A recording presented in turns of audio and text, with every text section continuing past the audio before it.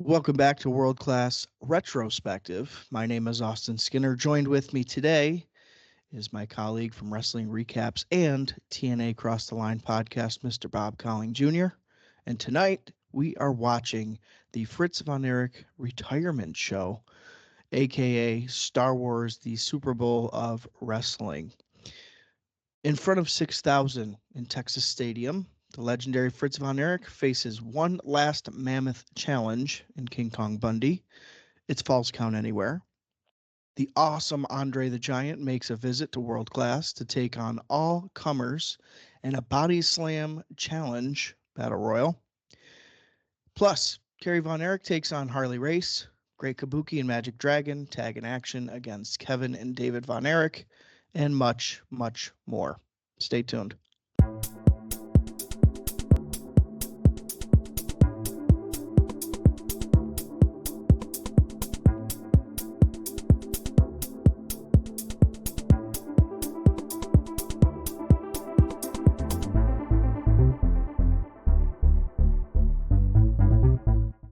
All right, Mr. Bob Colling Jr., this is your first parlay with us here on World Class Retrospective. How much of World Class have you seen besides what I've kind of thrown your way? Virtually, well, not virtually, pretty much nothing. Um, I did a deep dive, like reliving the rivalry between Kerry Von Erich and Ric Flair for Wrestling Recap. So I watched like I don't even know, 10 of their matches or something that was available on YouTube. Right. Um, and I think that's really about it in terms of like just world class. Yeah. And I would say, yeah, I mean, as far as a feud, maybe other than the Freebirds, Von Erich, Kerry and Ric Flair are probably, I mean, one of the feuds that the promotion's most known for. So that makes sense to me. As far as kind of how this came along, I know I've mentioned on the show before to you guys that, again, I started IcoPod with Bob Colling Jr. We were joined by our friend Dallas Gridley, and we did that for about 4 years. So that's a little bit more of the backstory there. Now you have a face to a name, and that's kind of how Wrestling Recaps works into the equation too. So Bob owns Wrestling Recaps. He's had the website up for over 10 years, and it's amassed quite a bit of a little following, and it's kind of your go-to place when you're looking for those obscure wrestling reviews, especially independent stuff. And Bob, I would say that's kind of where your real love comes into play. I mean, you love the just obscure tape style, indie style stuff, right?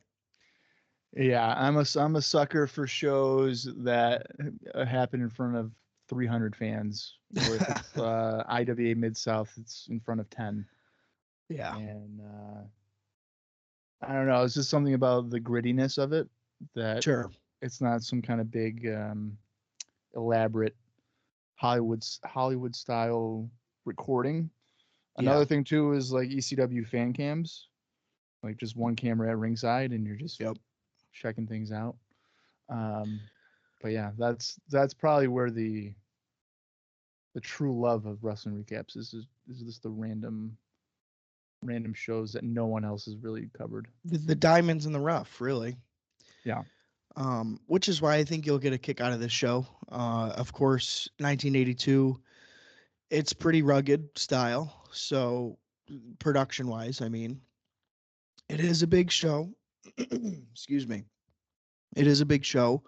But with that said, it doesn't feel overproduced. It doesn't feel out of the wheelhouse of world class. So I think you're going to really enjoy this. And looking back, just glancing over the card, which I'll go through here in a minute, um, it's pretty stacked for a stadium show.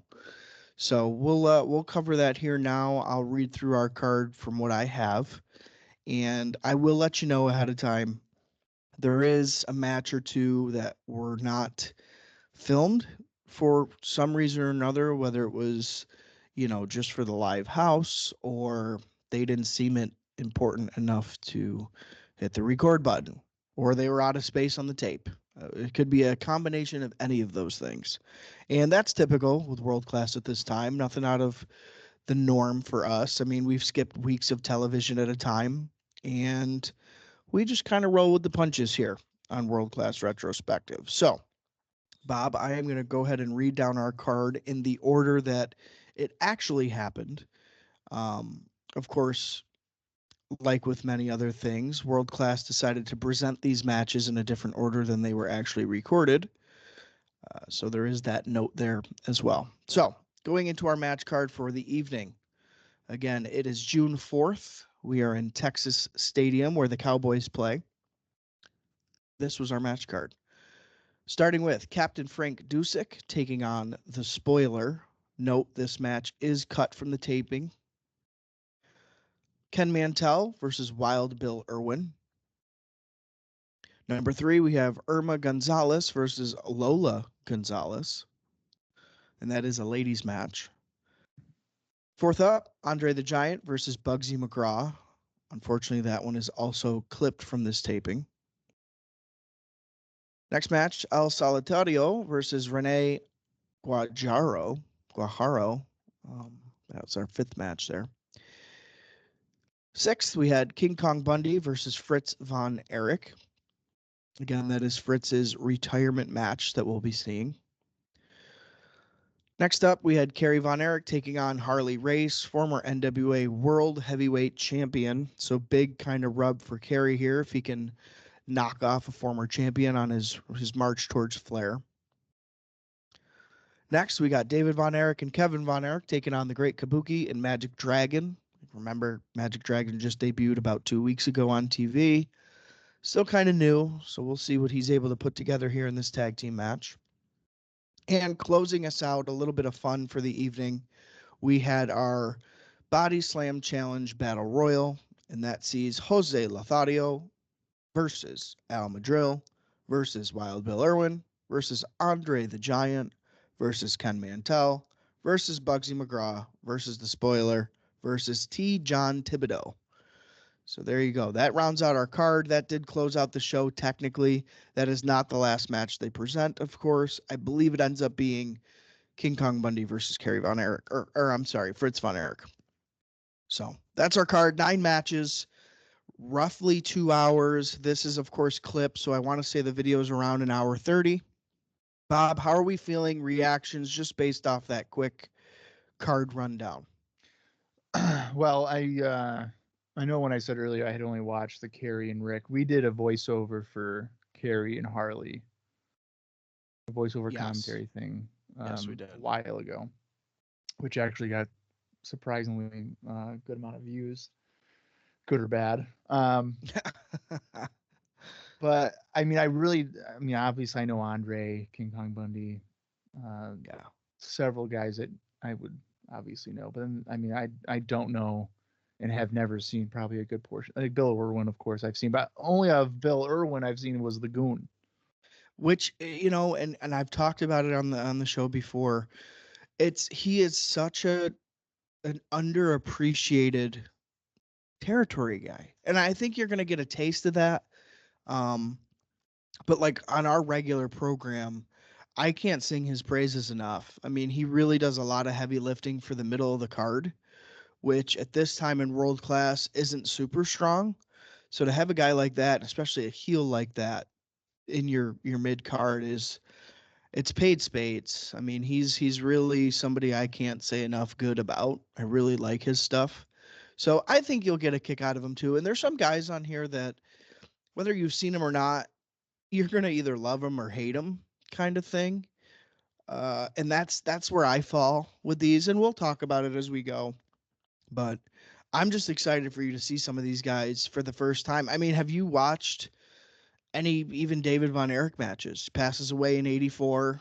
There's not a lot out there in modern wrestling as far as praise and documentary stuff. There's not a lot about David Von Erich. Have you seen any of his stuff? No, Okay. no, I can safely say I've not. Yeah, I have very, very little in total of anything world class. And you know what? That was how I was. I mean, before I started reviewing World Class, I knew it was good stuff. I knew that there was a lot of guys who came through World Class. And as soon as I started watching and discovering some of these guys, you get the hype. I mean, a lot of people hype up David Von Erich at the time, for being the next guy. I could see it. And that's just from watching. So I won't jaw too much anymore. We'll get this thing on the road. But to say that I'm excited for you, Bob, is an understatement. And I'm glad you're going in with pretty much zero expectation because I think you'll be able to really give this a fair shake. So So is Kerry the pivot from David? essentially, yeah, once we hit that time, so in about less than a year now. Well, no, 2 years. About 2 years from now, you'll kind of see that shift. But Kerry's always heavily featured. I mean, he's more featured as the singles main event sort of guy. David hasn't been in the territory in a while. David's been working heel down in Florida. Very different style from World Class. So David doesn't really become a fixture on World Class television until towards the middle of the year in 82. So he kind of starts from zero as far as television time in World Class. So it's interesting to see kind of he's going to be the next Von Erich to step in. Kevin's more your mid card guy. I mean, he'll main event TV episodes, but he kind of falls in the middle of your card. And really, the Von Erich hierarchy fluctuates quite a bit. Sometimes for a couple months, Kevin will be the guy that's getting featured.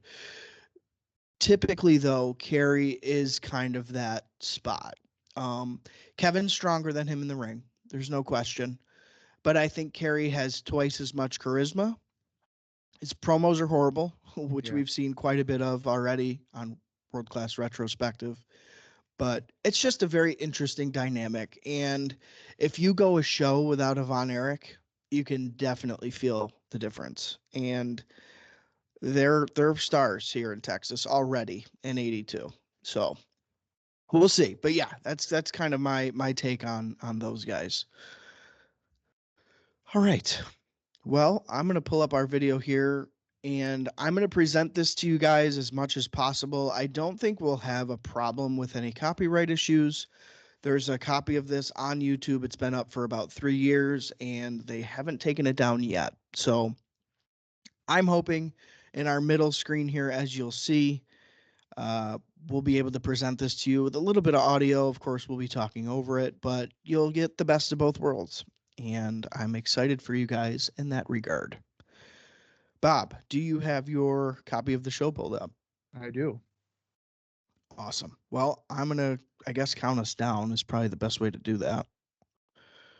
And then I'll hit play. I'm watching on YouTube. Bob is watching, I believe, on YouTube as well. I am. YouTube Premium coming in probably clutch here. Yeah, same here. Yeah, definitely. All right, so let's get this counted down here. 3, 2, 1, play. World Class Championship Wrestling. And we're getting our opening package for World Class. I always get a kick out of their graphics. I wish, Bob knows this, but I started watching NWA Power again when it was on YouTube, like a couple of years back. And they replicated some of these old school graphics, and I don't know. I get a big kick out of that. Bob, these two guys, so Bill Mercer's our main commentary guy. He does a lot of the interviews, a lot of the featurettes, like a backstage. Jay Saldy is a cowboy at this time. He's like a player. And he's been on commentary now for, just this episode, but he continues on through 82. So when you say a cowboy, was that like he's on the team? He's a football player. He's a Dallas Cowboy. He's either a current or a former. I don't know what it is. Or he covers them. He's involved with the Cowboys somehow. I think he's a football player, though. Okay, so now we're at Texas Stadium. You said there's less than 7,000. Obviously, they can fit a bunch of people in here. Is this considered a major disappointment that there's only 7,000? Or is that considered good? Well, so these big shows like this are kind of going through a change here, and as we see, Wild Bill Irwin is the Texas heavyweight champion, which is a mid-card title.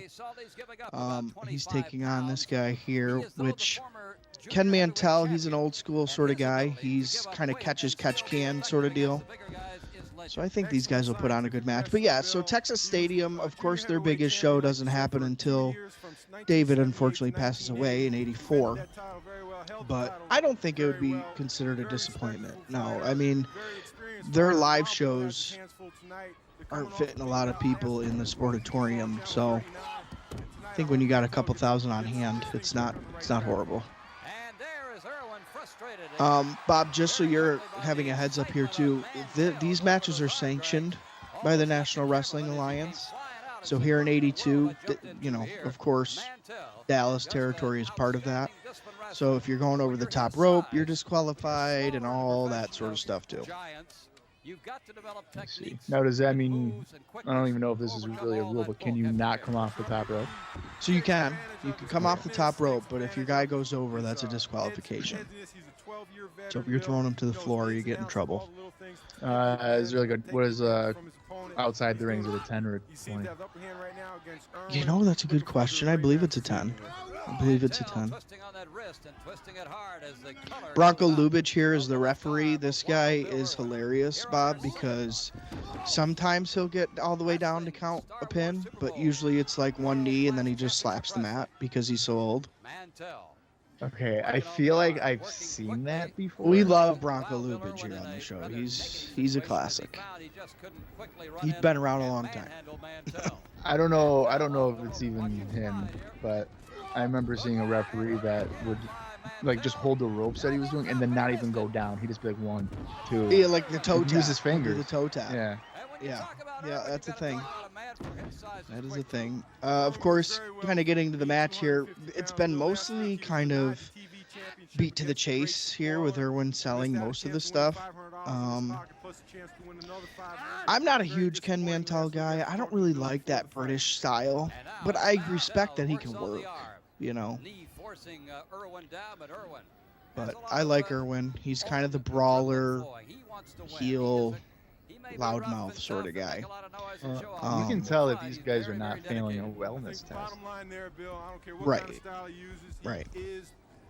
Yeah, nobody's really quite the body Donis in world class. That really doesn't happen until, I would say, when Hogan explodes, when he's on the Rocky movie next year and starting to be featured heavy in WWF. They'll even talk about other guys on commentary. They'll talk about other territories, other stars. They'll mention Hulk Hogan on commentary. It's a very interesting time, for sure. Well, I wonder if you kind of have to do that because of the NWA part. Yeah. And they have different associations. So I guess that would make sense. Yeah. But once Hogan's around, I think people take an extra look at themselves in the mirror before they go out. Wild Bill, unfortunately, is a big offender of this issue. I actually mentioned 2 weeks ago on the podcast that he was really tucking his gut into his tights quite a bit, which was a bummer. But he seems to be in decent shape here for Wild Bill. Yeah. Near fall there. This, for Wild Bill, he's working a fast match here with Ken Mantell. Usually it's Wild Bill dictating the pace. So this is interesting to see. Of course, you guys will refer to our card that I announced earlier. Technically, our first match was cut from the taping. Again, that was Captain Frank Dusek versus the Spoiler. Bob, Captain Frank Dusek is one of the guys I like the least on world-class television. And he was up until very recently Wild Bill's manager. So they were kind of paired up, and then they split up and kind of didn't like each other, and that was been the story heading into this show. But I'm glad that maybe they realize Captain Frank isn't super strong, isn't a great opponent for Wild Bill at this time, and they pivoted here to Ken Mantell. But let's just say I think they're saving you from the pain of Captain Frank Dusek, because Not a fan. Not a Right. fan. I definitely appreciate them looking out for me this far into the future. There was a young lady in the crowd that seemed to be very. They cut to her for this match. Now I wonder. I mean, they could have maybe edited that from something if it's out of order potentially, for like her reaction to something. But she seemed visibly concerned. she was like this. It was like she was praying or something. Well, listen, this is a big fight feel here. I mean, we're in Texas Stadium, buddy. Emotions are high. But Irwin's a heel, right? Yeah, he is. So this other guy is the babyface, technically? Well, and so that's kind of the problem with the current feud. It's very hard to discern between Frank Dusek and Wild Bill as far as who the heel is, because the promos they cut, in my mind with that feud, Frank Dusek is supposed to be the heel, kind of like, I was your manager, I made you what you are, and now you're nothing. But there's no clear defined lines. And I would say in this case, I would say that probably Ken Mantell should be your babyface. But again, the way that they've booked Wild Bill like the last 3 weeks or so on TV, I could see why people think they are supposed to cheer him. I don't know. It's very confusing, and it's something that I've had a gripe with the last couple weeks. So I'm glad you're already picking up on that you're confused. Yeah, so because what I'm kind of, again, like I'm going into this completely blind. I don't know any context or anything. Yeah. And Bill comes across as if he would be I don't know how to describe what I'm trying to think here, but he just comes across like a dirty heel. Yeah, and that's how he's like been presented for the most part. Okay, because like when they cut to the girl like this, I'm pretty sure that Irwin was at the disadvantage at the time in which they cut away to it.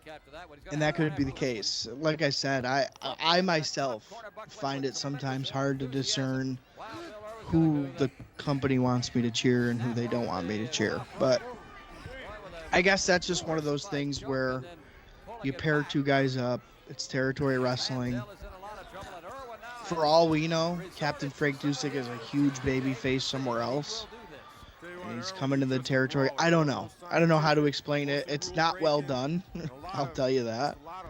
But luckily, this feud between these two guys doesn't last long. And Wild Bill goes back to how he's supposed to be presented. And I'll keep it at that. But yeah, confusing time here for Wild Bill. And we've talked about it on the show the last couple of weeks. So funny that you've picked up on that immediately. Yeah, because so just Bill is definitely keeping my interest in this. Ken just seems like the type of guy that will put a hammerlock on you for 25 minutes. Exactly. Yeah, exactly. Wild Bill sells great. He's great. I was just gonna say, opponent looking good. Wild Bill's, I believe, taken the beating for the most part of this match here. So, again, this is one fall to a finish. I'm not sure the time limit, unfortunately. I don't believe, announced that. No, we started pretty much in the match. So, just to advance it to like an era that I'm more familiar with, but like this Bill Irwin would have fit perfectly for the stud stable in WCW. Oh yeah, with like Bunkhouse Buck and like Curl Out Park. Oh yeah, no doubt. Almost. Yeah, I like Wild Bill, man. He almost would maybe be a better version of what Steve Kern did with Skinner. Oh, I could see that. Yeah. He seems like he'd have the dip in his mouth and just be like, I'm an alligator guy. Yeah, I could see that. Yep, I could definitely see that. He's billed here from Duluth, Minnesota. So kind of like a cowboyish town. I think you saw when we opened the show here, he had his cowboy hat on, his bandana, he has a bull rope, that kind of thing. I like Wild Bill. I don't think he gets nearly enough flowers. And again, to do a lot of the heavy lifting in this middle card at this time, he deserves a lot of credit because really, other than your kind of top tier, You're mid to, you don't have a lot, and Wild Bill is a staple of the shows here. So, and he delivers. I mean, when you get him in there with a Von Erich, or you get him in there with a guy like Al Madrill, he puts on a good performance. I mean, he puts on a good match. So, he's dependable too, I think. So, would you consider him a work rate guy? Not so much that as somebody who, when you need him on the card, where a card might be weak, he'll deliver. He'll deliver you a match. With his charisma, with his work in the ring, he's not, I would say, on a level like Kevin Von Erich, who I would say Kevin is probably the best worker of the brothers. But Wild Bill holds his own. He's not that wild as far as his offense looks horrible. It looks believable. It's typically pretty snug. So can't ask for much more there. It was a nice backbreaker we just saw. This referee. Yeah. Good old Bronco. You gotta love Bronco Lubitsch. Gotta love Bronco. Wild Bill's laying some shit in now. He's getting these knees in Ken Mantell's back and clubbing him down. I really like this arena too, by the way, Bob, this little stadium, because literally they're on like the end goal. Like that's the Cowboys end zone there. Just, it shows you the stroke of world class. That Fritz can call the Cowboys and say, hey, can we use your stadium for a night? It's pretty cool. Yeah, world class must have obviously had a big enough following to where it's like, oh yeah, that's a no-brainer. Sure. Yeah. Yeah, and I'm almost sure that this isn't the first time they've been in Texas Stadium. Might be the first time it's taped, though. There is a chance of that. I'm not quite sure. Typically, their bigger shows are held in Reunion Arena, and that's, I believe, I want to say that's closer to Fort Worth, Texas, but I could be wrong on that. I'm drawing a blank. But Reunion Arena is typically where they'll hold their Star Wars shows, but this is special. Fritz is retiring, so. Now, does he hold true to that retirement, or does he come back? We'll have to see. I don't know. He's still featured on the show, not as heavily, week to week, but he's still around. He'll still be popping up here and there. He definitely does start taking a back seat, though, as far as in the ring. So he's not bad as like Terry Funk, where Funk could retire Sunday night, and then by Monday afternoon he's taking a booking? No, not quite. I mean, I think Fritz knew. Listen, it's the business is rapidly changing by this time.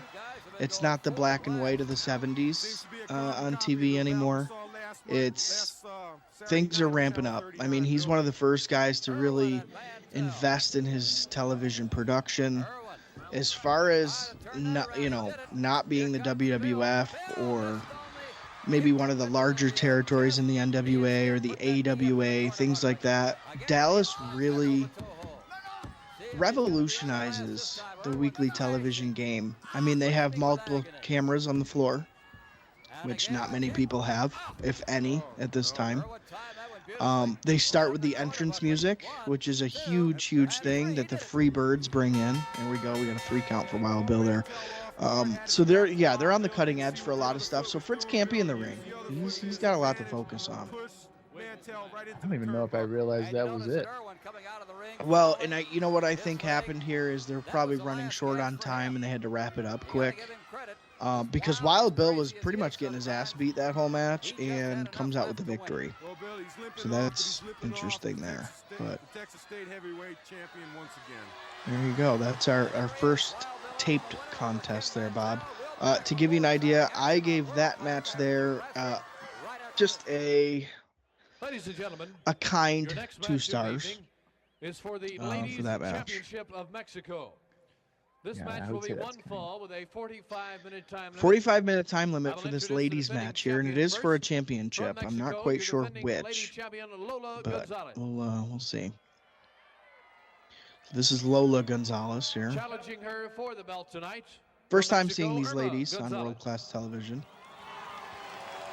David Manning, your Irma referee. Gonzalez looks older. The ladies I was just gonna championship say, of Mexico, Lola the Gonzalez. first girl You see, looked like she's that very I don't know what, outstanding 40, championship late belt 30s, Yeah. 40, and then we have a grandma held aloft that she's by going David with. Manning, the Yeah, referee. Irma Gonzalez Irma is our Gonzalez, champion the here. challenger, taking a Kind of look at long that. in the tooth, She'd like to take that for tonight. sure, One fall, comparatively. 45-minute championship I bout. don't know much about these ladies. They're both promoted By from the name being of from Gonzalez. Mexico. Not related. So I'm assuming they're holding a Mexican By the championship of time some this bout sort. is over, Well, I bet David Manning likes that job. David tonight. Manning here is our referee, Bob. David Manning He's is, part of the booking team. I imagine, He's in the office. probably He's a the much, man to this yeah, bout a tonight. much more dynamic referee than Bronco Lubitsch, to the point where sometimes David Manning isn't allowed to referee certain matches because he has The challenger, Irma heat Gonzalez, with one or in more the of the blue. wrestlers. And So we're off he's and running here he's in this not match. afraid to throw his weight around if he has to. Another part of the spectacular wrestling Star Wars Super Bowl at Texas Stadium. The Now these champions ladies match, you know, meet from keep in bout to mind, in bout. 82 are few and And far these two, between. ladies out of Mexico And typically when they're tell us featured, are I mean, just it's two of the greatest international wrestlers in not necessarily a women's comedy division act, wrestling but pretty close to it. I mean, it's put on the card for not necessarily its athletic prowess, but You may learn some we'll see what these guys give us here. I think Mexico puts on ladies matches in a much different way. I'll say that. Well, I'm surprised to hear that it would be used or promoted in a comedic sense. Well, I guess maybe that was the wrong word, but it's definitely not necessarily very super respected in 82. I mean, and that's if they even get 5 minutes, let alone a 45-minute match here, potentially. Good move by Irma. D2 now comes back, reverses that. She is wrenching that neck. I mean, they clearly have skill with these counters. Yeah. And yeah, you know, it's one of those things where I don't want to give away what I rated this, but it's one of the higher rated matches on the card. And we'll kind of see that as we go here. But yeah, they do moves that the guys are not doing in 1982. Not the American guys, anyway. So I think Irma holds up with Lola pretty well. Lola being in the blue, of course, here. But yeah, I don't know. It's refreshing because it's something different. Again, we haven't seen any ladies on world-class television up until this point. So hey, you know, little something to mix it up. We have seen, I guess the correct term would be little people. We have seen some little people matches. I think only one, but nonetheless we've seen them. So as far as, I guess, attraction sort of matches, ladies matches have not been quite featured yet. So like the little people match, that would be considered for like just the carny aspect of it. Correct. Yeah. You know, same thing as if you would bring André the Giant in. You know, that's you know, The world's largest guy and the correct. world's smallest. Correct. That was like a power bomb almost. A head scissors out. She bails to the floor. Her being Irma, I should say. I mean, they're working very fast. I mean, these girls are got to be out of breath. So she must be buying some time here on the outside. I got to tell you, without my hat on, my hair looks strikingly similar to Lola Gonzalez here.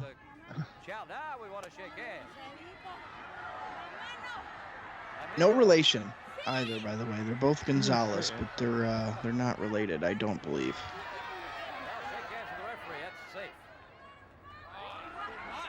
Definitely getting some stalling here. They must be trying to catch their breath. This might be the biggest stage that these ladies have been on. I don't know. I don't know how many people they're packing in you know, in Mexico. But So this Irma, she wrestled till 96, I guess. really, Yeah, I she would not have started guessed that. in 1955. Wow, that's a hell of a career. So we're in 82. Yeah. So No doubt it about looks like she didn't even really wrestle that much Now she's got the arm barred. because they're from the In the head of the midsection. UWA, which is the Universal Wrestling Association in Mexico. Oh, okay. I would have guessed EMLL, but maybe that's not even a thing yet. I'm not sure. And then I don't even know where these. There's no like attendance figures for. Sure. Sure. Rebound off the ropes into a side headlock takedown, by the way. The crowd is starting to go nuts. I mean, they're liking this.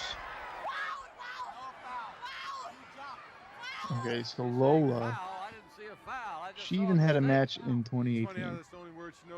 Lola Gonzalez had a match in 2018. Yeah. Wow. I don't think Irma's gonna fall for that. All right, so they got some staying power, these two ladies. That's cool. And they, Something I didn't know. yeah, they both would go. Well, Lola would wrestle for AAA and EMLL. Okay, that makes sense. Oh, she goaded her in there and clubbed her on the back after the handshake. That dastardly veteran, Irma Gonzalez. Sitting on top, using the hair and the head and diving down on the forehead of Irma Gonzalez. Gonzalez against Gonzalez. These two are just spectacular. Give no quarter. Yeah, this, we typically don't see matches like this. And maybe we're mixing it up. It might be Irma Gonzalez in the blue. What do we think? Irma Gonzalez on the far side. Trying to listen to the commentary.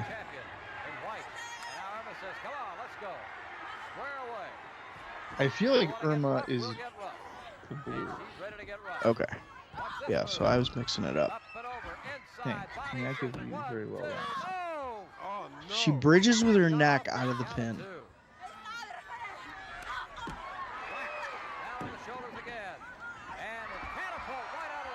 Great move. I mean, this... Listen, for a 1982 ladies match, 82. I mean, that's early modern wrestling. They're just built different in Mexico. I guess we could just chalk it up to that. They are built different south of the border. The fans are loving this, though. These ladies have really won this crowd over. I mean, they're getting loud for these guys. Uh-oh. David Manning's in the way. How about the shirtless guy in the crowd, right? As I just laughed at. That is such a hilarious thing. Well, don't forget, it's June in Irving, Texas. It's probably hotter than hell. With those lights on.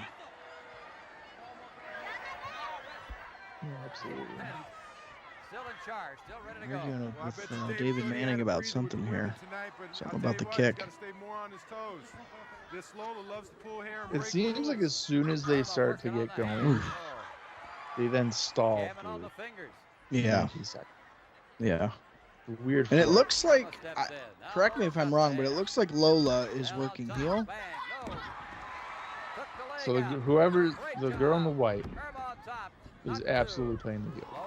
Yeah. She's tough. This one's going to hair throw. And Irma now is the brunt of the attack. Off the rope. I guess we're confused. Maybe they both shouldn't have been named Gonzalez. Maybe we Yeah, should that have probably changed would that. help. But again, some of these little flying around moves, going out to the outside, something like this, a gory special sort of move is like, world-class fans are not getting treated to that every week. So this is very different. She almost won. Turn that around. Yeah. That's twice now she almost had the match, Bill. One.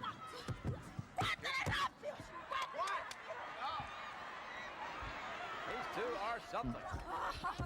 Into the rope. Here's another reverse roll A up. little O'Connor Maybe roll in here. one. No, She never still gets out of it. Now she has it. 1, 2, and the champion comes down here in the rope. They are trading pins here. They must be coming down to their allotted time. I didn't expect this one to necessarily go the 45 minutes, but It's not going. This has not been 45 minutes. no, I'm saying they're probably coming to when the booker said, hey, wrap it up. Seems like it anyway. The structure for this is coming across very weird. It feels as if they're lost. Not really knowing what to do at this point. Yeah. Yeah, I think they got more time than maybe they anticipated. The crowd's loving it, though. I mean, the crowd's into it. She did quite a job with that one. You're gonna try that again. Stuck her with a power bomb out of the Hurricanrana. That's it. Three, and the champion defends her championship. Irma tried it once too many, and Lola. Champion retains her championship, I believe. Lola's not the champion for nothing. She used a great move to pin her opponent, using great leverage to win the match. Listen, man, I gave this one 2.5 stars. I rated it higher than the Wild Bill contest for sure. You like that one more? Yeah, I think I got more out of that one just purely for the action that essentially was very fast-paced and stuff we don't see on television. You don't see a Hurricanrana, head scissors, or a rebound off the ropes, side headlock takeover very often. So I think I gave him the benefit of the doubt. What did you give this a star? That was a 2.5 stars for Lola and Irma Gonzalez there. See, now with star ratings, for me, it's always been like personal enjoyment, obviously. Sure. But you also definitely have, for what I do is take in consideration the era. So a 1982, Exactly. I'm not necessarily rating it in the 2024 mindset. You got to try to put yourself in that era. Yeah. I do a little bit of both. I try to keep it in context with if somebody's clicking on these videos and expecting, a 2024 mindset of wrestling, I try to be honest with it, and say, look, this is kind of what it is. But hey, it was a great match for 82. 2.5 stars for my 1982 ratings is pretty decent. I don't think I've ever handed out a 4-star match up until this point. But, it's one of those things where, of course, it's subject, right? But yeah, I actually just discussed this on the podcast, I think 2 weeks ago. But yeah, I try to not to overhype anything because, of course, I am a world-class fan. So I try to approach it as maybe somebody who is just your casual today wrestler a little bit. But I keep in mind who's featured, how long it goes, what the finish was, all that sort of stuff when I'm handing these out. A little bit of context here for this matchup here. NWA Light Heavyweight Championship is on the line. And El Sadatario, we have seen before. He's the guy in the mask, of course. And then this Rene Guajardo, I'm not quite sure if I'm pronouncing that right, but we've never seen him before. I don't know who that guy is, but these guys work quite a bit, again, south of the border. So. And how do we feel about the mask, Russell? We like him. We haven't seen him a whole lot, but we like him. He's a solid worker, I would say. He's a work guy. The fans typically like him when he's featured. He's, I want to say, a pretty big star in the light heavyweight ranks of 1982 pro wrestling, like for the NWA, for Mexico. Like El Solitario does quite a bit of traveling from territory to territory. Well, he has on Cage Match. He has a rating of 9. Yeah. Yeah, I believe that. I want to say he's one of the legendary Mexican luchadors. Like when you think of some of the top names, of course he's not like an El Santo or a Blue Demon, but he's one of those. His mask is super famous. He's one of those guys where fans know who he is, especially in this area of the country in Texas, which borders Mexico. You know. His mask to some extent kind of reminds me of Super Callow. Yeah, a little bit. He's kind of like that bank robber style, Yeah. Green Hornet, little masky looking thing. But yeah, super famous. Rey Mysterio Jr. famously is a El Solitario fan. Nice little tidbit there. He's talked about him before in interviews. Quick, very fast. He reminds me almost of a little bit of a Mil Mosgras sort of worker. He's just very quick, light. That sort of same style. And of course, they're both masked wrestlers, luchadors. I'm thinking that this is probably more of an enhancement style match. Maybe a featured match for our champion here. But a good move by Solitario. Arm drag, and he broke out of there. Whoop. Now, when did the TV start? Almost got disqualified there. So what our current incarnation of World Class is fresh off of being big time wrestling. So 1981, Southwest Sports is presenting big time wrestling. By 1982, they start their television weekly and they become World Class Championship Wrestling. Presented by Southwest Sports. Southwest Sports is like the Office. Think Titan Towers or Titan Sports. Southwest Sports is Fritz's promotion company, essentially. But yeah, so 82 officially starts their weekly television stuff. It's the starting point, really. Well, like before that, it would just be like random specials or something?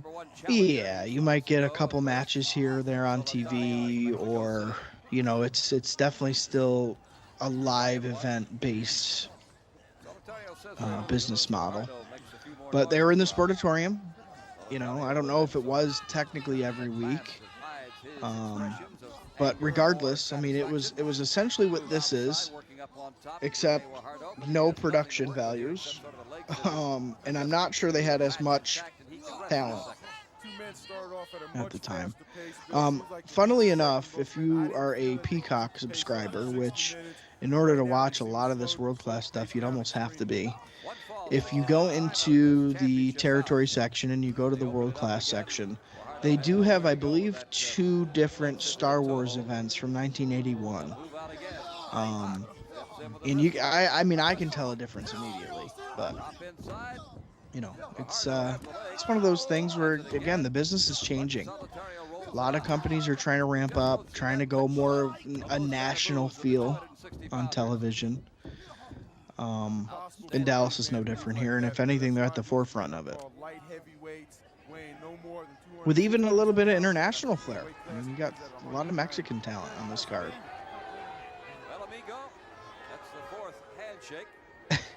Bill Mercer mentioning it's the 4th handshake of the match here. Yeah, you gotta show respect for each other. Right.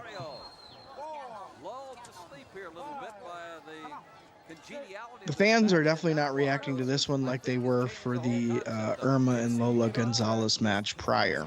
So that just tells you those ladies really lit it up out there. Oh, right into the post.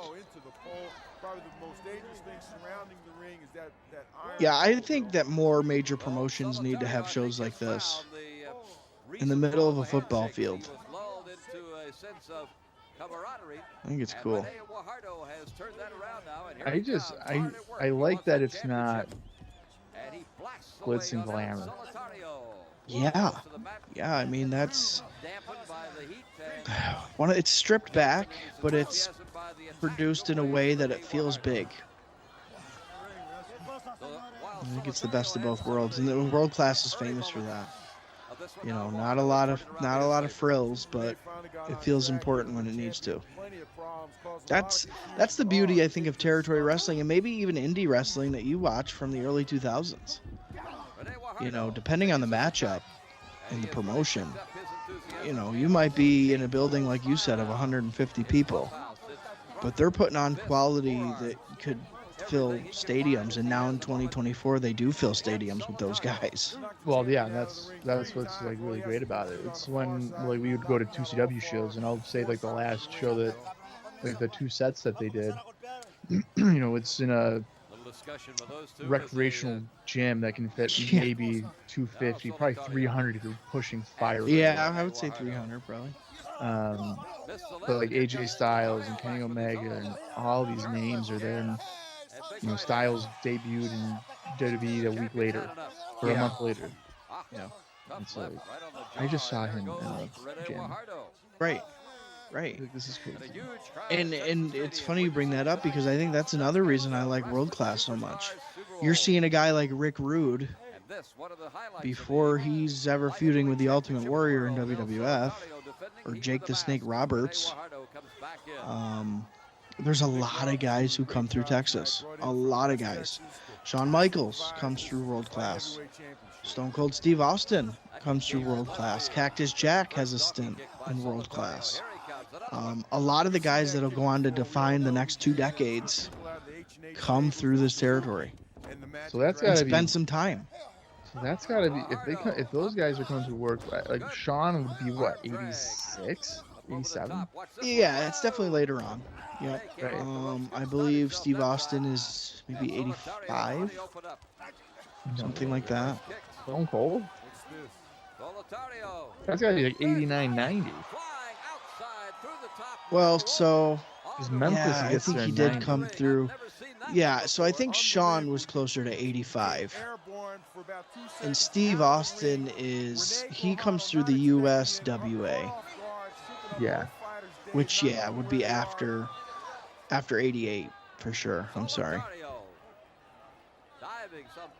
But regardless, all the same territory here, despite the owner change. El Solitario, I think that's like the 5th time he's hit the turf, which he's probably getting sick of doing that. Yeah, he's definitely been thrown out this video. I'm surprised these guys have got this much time here.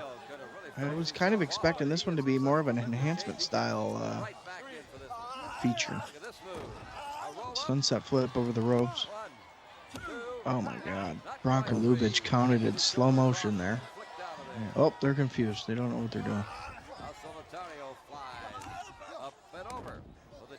But so yeah, you know, I don't. Go ahead. Go ahead, Bob.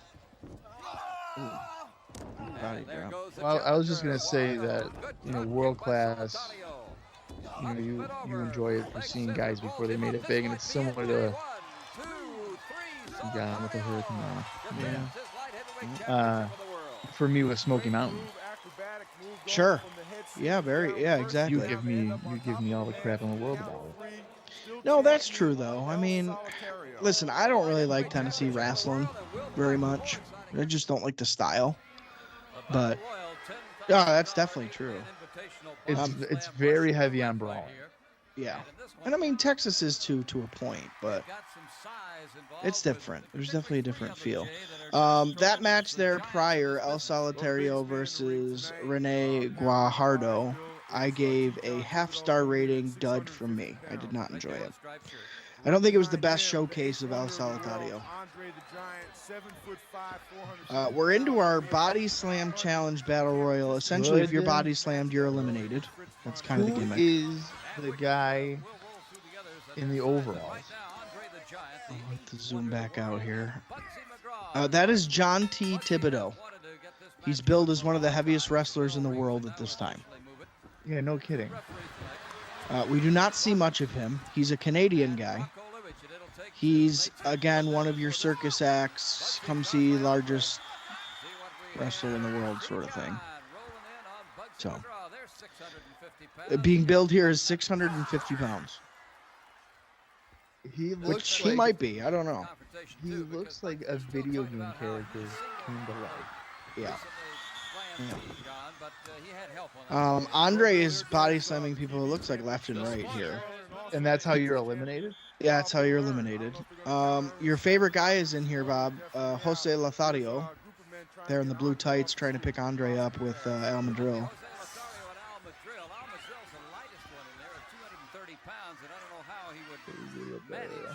Yeah. Oh yeah. Icopod favorite. Bugsy McGraw is getting clubbed down there. He's working heel right now with a stable called H&H Limited, who is run by Arman Hussein and Gary Hart, which are the two top heel managers of the company.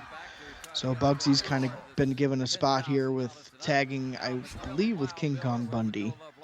So he's kind of been featured a little bit more heavy as of the last couple weeks. Not a Bugsy McGraw fan by any means, but he's here.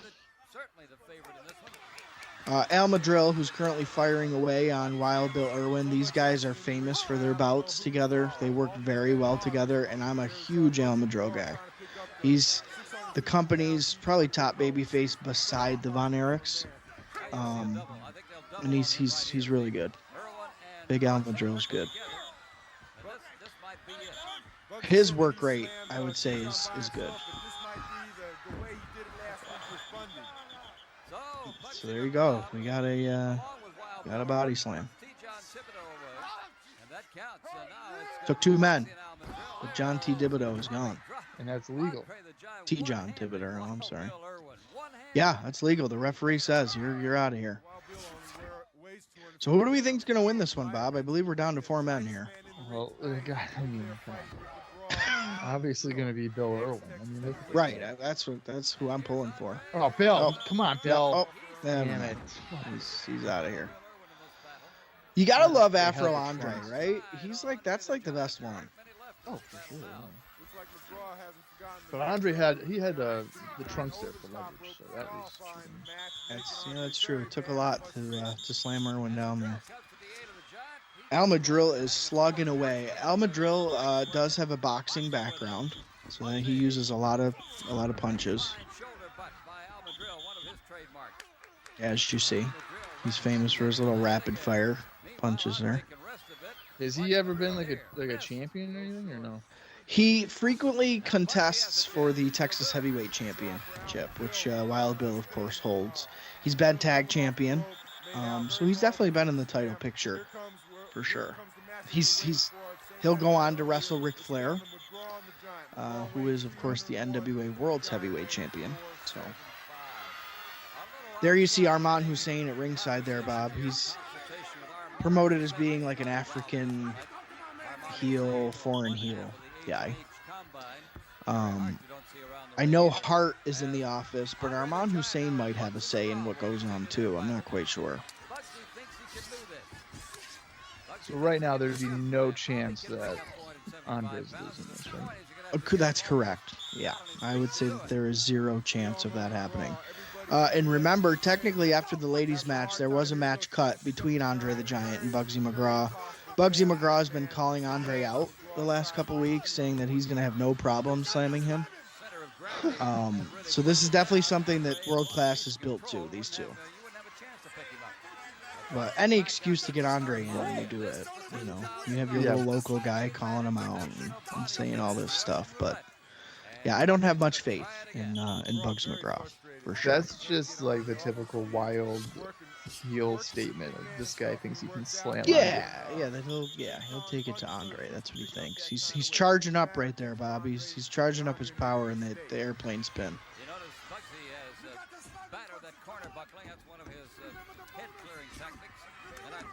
How cool is it though that André will come in here, he'll sell for your guy, he'll help pop your territory, and then he just goes on and works somewhere else.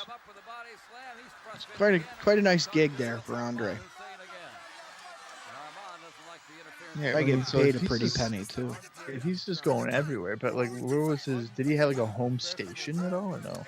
I want to say yes. I want to say it's the AWA. Is kind of where he's based out of. Interesting. But I could be wrong there. At this time, it might be a little early for it being the AWA. He might still be taking bookings through. No, because it wouldn't be the WWF still at this time. He's on loan from somewhere. It's either the AWA or it's the WWF. Somewhere. So here in '82, I'm just using Cage Match for reference. The majority of his matches are with the WWF. Yeah. He's definitely on loan. I think he's on loan with Vince McMahon Sr. I think is through who his deal is through. Yeah. It's that in New Japan. Yep. He's been over there quite a bit. AWA He did does. work AWA though, so I'm not quite did. sure. He had I don't 23 matches there roughly. He had a unique deal, man. He's a He special sure guy. did. Yeah, because he's literally going like everywhere. Yeah. So there you go. Just- Andre wins. Surprisingly enough, slams Bugsy McGraw down. So, yeah, Andre was one of the first guys who had like that deal where I'm going to work wherever pays the most and I'll give you a little cut on the back end. I mean, he is the definition of a true touring attraction. Yeah, absolutely. All right, so that Battle Royal, Bob, I rated at the time 1 full star. I was like, yeah, it wasn't a dud, but it wasn't anything special. You gave that more than the previous one? Yeah, I did rate that one more than El Solitario, but you know what? It had some special guys in there, so that helps. Battle Royals are tough for me to be like, that is good. I mean, it's just At 235 pounds from Singapore, Yeah, the great of course. Kabuki. This match here is a tag team match. Within Great their Kabuki is manager probably and the second, promotion's Gary top Hart. heel with Gary Hart, who I can't say enough about Gary The Hart too, challengers for but this I won't crown get into tonight it from now. Lake Dallas, Texas, at And 235 these guys pounds, are Kevin Von currently Erich. the All Asia Tag Team Championships. They hold those championships, not to be At confused 230 with pounds, the welcome back actual to Texas, All David Asia Von Erich. Heavyweight Tag Team Championship that is All Japan Pro Welcome to Wrestling Nick title. Roberts to officiate This is event. Texas's The All-Asian own Tag Team creation, Championship tonight. if you will. And the two on the So, right, the Von essentially Erichs, what Kevin and World David, Class at is one doing time here held the All-Asian Tag Team is Championship. taking advantage They did of not fans defend not it. really It was knowing then, what's going on in put up Japanese for grabs. professional Just wrestling, recently, creating these titles to mirror the actual titles and calling these guys their champions, essentially. So this is a Dallas-based All-Asia Tag Team Championship. That's amazing. Yeah. But it works, man. I mean, people buy it, and they don't know any better. So I'm surprised. So, like, none of the kayfabe magazines, like Pro Wrestling Illustrated, would make note of this. And people, I think that they just recognize it as the Dallas All-Asia Tag Team Championship. The Magic Dragon, who's in a mask, Bob, is very fresh to television. Again, he debuted about 2 weeks ago on TV as of this show, which is June 4th. But we don't know much about him. He's heavily presented as a protege of Great Kabuki, kind of like the next incarnation of Kabuki. From what we've seen of him, he's not nearly as good. So, kind of keep that in mind. Kabuki is awesome. He's got a very basic moveset, but his stuff looks legit, and it's no wonder that Muda kind of patterned himself off of Kabuki a little bit. There's a mystique there, for sure. Kevin lays his shit in, Bob. Kevin's, I think, pretty much fights for real in his matches. And wrestlers and guys have said that throughout the years, that Kevin's style is very, very tough. Like, it's a fight. So if you're not fighting him back, you're getting left in the dust, kind of thing. And like I said, at this time, David's in Florida. He's working heel in Florida. So very weird, probably for him in this match, coming back to the hometown babyface vibe. But people love him. They love the Von Erichs. There's no question about that. You can tell Dave's real young, though. I mean, his physique definitely fills out. He's more confident as we go. But it's kind of cool to see him here in this role, because that's kind of the role he'll be filling the rest of his career, essentially. Back in the area wrestling game. He's been in Florida and Atlanta area wrestling, doing very well. Having a hard time. So here we go. We got Magic Dragon and David Von Erich in the ring here now. Well, he's won the Southern Championship heavyweight And the guy that's in the ring is the Magic Dragon. That is Magic Dragon, yeah. So Kabuki paints his face. Magic Dragon wears this mask. He's promoted as being the dragon from Macau, and Kabuki's promoted from Singapore. So they're definitely the Asian flair here for world class. Foreign heels are huge. You know how that goes, Bob. It's territory wrestling. Yeah, especially in the 80s. Yeah. They already lost one title. Absolutely. Fritz took back his American championship. They can't afford to lose this title tonight too. I think our cards moved very quick. I mean, we're about 50 minutes into this version, and we're several matches deep now. Yeah, I mean, it hasn't dragged long or anything, but there's, especially those first couple, or not the opening. I think they had a pretty well structured thing, but the other matches, it felt, and you even noted during one of them, they just seemed like they get lost. Yeah, it's almost like we said, that maybe these guys are getting time that they usually don't, so they're like trying to fill time almost. I'm not sure.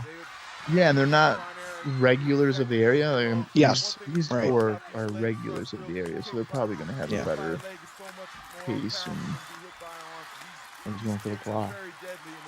That's right. The Iron Claw, which I didn't know before I started covering World Class, they'll apply the Iron Claw pretty much anywhere. The forehead, the midsection's a big Iron Claw spot. Oh, he just did it. Yeah. Yep. So I never really knew that until I started covering World Class. I thought it was always the head. You do the Iron Claw to the head. So. Right now, a good position here. He's got good leverage. Got to protect himself, though. But yeah, it's definitely not out of the norm to be in the midsection. A lot of the time they'll use that midsection claw when a guy's on the top rope. They'll kind of catch him off guard and put the claw on while he's on the top rope, which they have to, of course, break. You get a 5-count break because he's in the ropes. But You know, what I'm really surprised about here is that there's no fans at ringside. yeah, they got him pushed all the way back. There's no stadium floor seating, and maybe that's a Texas stadium thing. Maybe the Cowboys said, don't ruin our turf. Don't put a bunch of chairs and spill beer and popcorn smashed into the floor and all this other crap. I said that because I've noticed a few times when they cut the crowd that they're using binoculars. Yeah. To see what's going on. Yeah. It doesn't seem like they're that far away. Right. I mean, yeah, that's a good point, though. Yeah, nobody ringside, which is funny because in the Sportatorium, the only thing keeping fans at ringside from getting in the ring is a piece of string. There is no guardrails. So I guess they don't worry too much about run-ins with world-class championship wrestling. Kabuki's awesome. I really like Kabuki. Kabuki's stuff usually looks pretty good. The way they use Kabuki is really good as far as not overexposing him. He's not on TV every week. It feels special, and when he's in there, they put him with guys that they know can work. So Kabuki's pretty protected most of the time, and he comes off as, a really important part of their programs. And the pairing of he and Gary Hart is I would say one of the best pairings in pro wrestling history. I think Gary Hart doesn't get near the credit he deserves as a manager. So yeah, I really like them. I like them as a heel unit. It's a wonder that Gary Hart really never did anything outside of Texas. I mean, I know that's where he lived, and he opens up his own promotion and stuff after World Class, but It's crazy that not any of the larger companies decided to pick him up and use him. Because I think he's really good. Well, he did stuff with Fairly Steady. Not a ton, though. He was with Muda. Yeah, but not like he's here with Kabuki and stuff. I mean, he's there all the time. Gary Hart and Muda probably only did a little bit together. Using that knee lift off the ropes.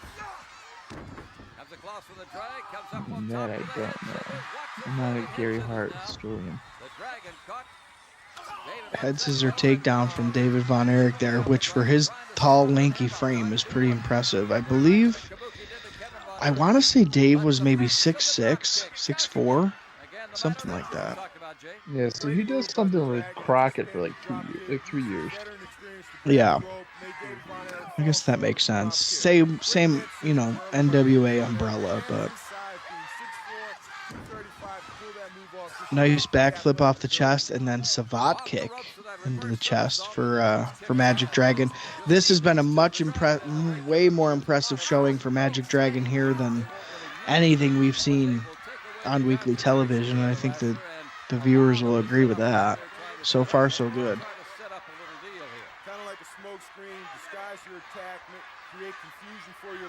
Looks like we have two officials in the ring there to keep some order in this match. Tag team matches, Bob, in Texas are notorious for breaking format. Just everybody gets in the ring and format kind of breaks down a little bit until they restore order or the match ends. Yeah, but isn't two referees in the ring a bit much? Like, shouldn't one need to be on the floor? I agree. Yeah. Yeah, I don't know why Texas does that, but they do it quite a bit. And I guess it's maybe to keep an unbiased, there's a referee per team sort of thing. I don't know. I'm trying to give it a reason to make sense, but I don't know if it does. For Dave to be able to work Kabuki over like this is a big deal because, again, Kabuki's kind of like he's the bane of the Von Erich existence. Like, Fritz recently was blinded in his left eye by Kabuki, and that's kind of been the story here throughout the spring and summer of 1982. So the Von Erichs have a lot of heat with H&H Limited, Gary Hart, Kabuki, King Kong Bundy, which we'll talk about a little bit when we get to Bundy's match. But yeah, these are the bad guys. So yeah, so if he blinded him pretty recently, I'm surprised that it wouldn't be Fritz again. And I agree. Yeah, you would think that you'd have Fritz work Kabuki because that's where the heat is and that's where the money is. But they pivot to Bundy, I think, because I know that, Kabuki's better off used against guys that can work Kabuki style, maybe. I think Fritz handpicks Bundy because I think he knows that Bundy's probably going to go on to do bigger and better things, if you know what I mean. But just the styles, I think, work better too. Fritz is older, he's slower. You need kind of a bigger, slower guy to work with. But we'll talk about a little bit too, why Bundy, I think, is also picked storyline reason-wise. Of course, our viewers know it, but I don't want to give everything away before we get there, Bob, so we'll talk about it. This offense is kind of weird. He's just squeeze. I mean, I can see how it would potentially hurt, but it's the nerve hold. Looks like he's just squeezing his arm. Yeah. It's the nerve hold. Kabuki's famous for the nerve holds. You know what it is? It's the precursor to the Yokozuna neck crank nerve hold in 1993 and 1994 that we know all too well about. But yeah, Kabuki is notorious for that, unfortunately. The dastardly under the armpit pinching nerve hold thing.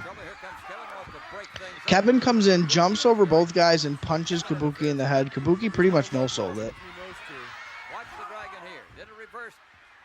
Dave has been getting some stiff kicks from Magic Dragon here. makes it very confusing. And Back to the fucking pit. Yeah, back to the nerve hole. these wrestlers are gonna be. Yeah, if there's one weak point of Kabuki and Dragon here, it's definitely that they have no problem slowing the match down when they decide it's time to do so. I mean, you kind of have to expect that. Of course. I mean, 1982. We're lucky the whole match isn't a nerve hold kind of thing.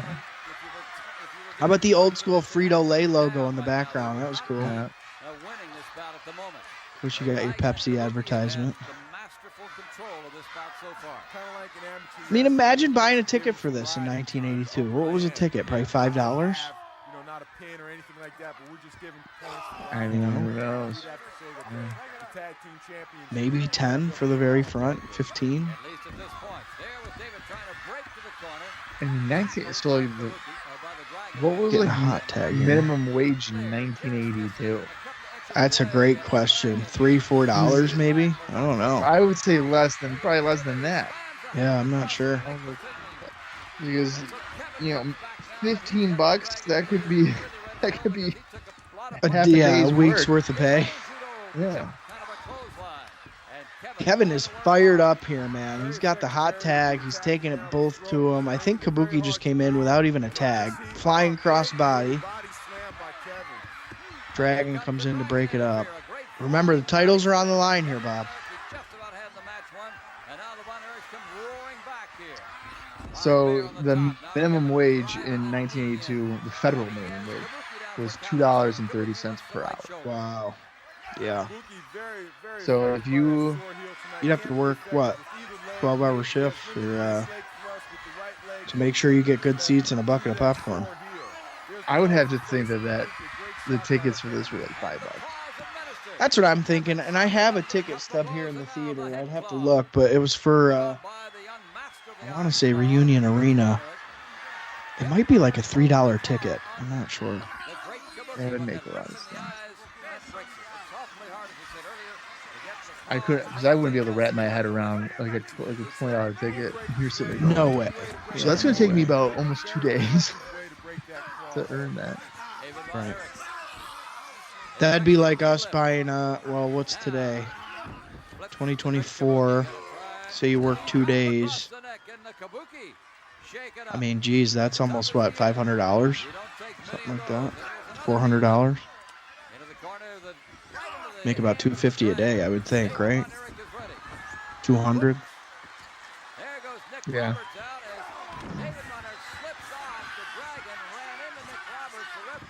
Okay, so this is Magic Dragon's one of his finishers. Is like this rolling gator roll, grapevine neck choke thing with his legs.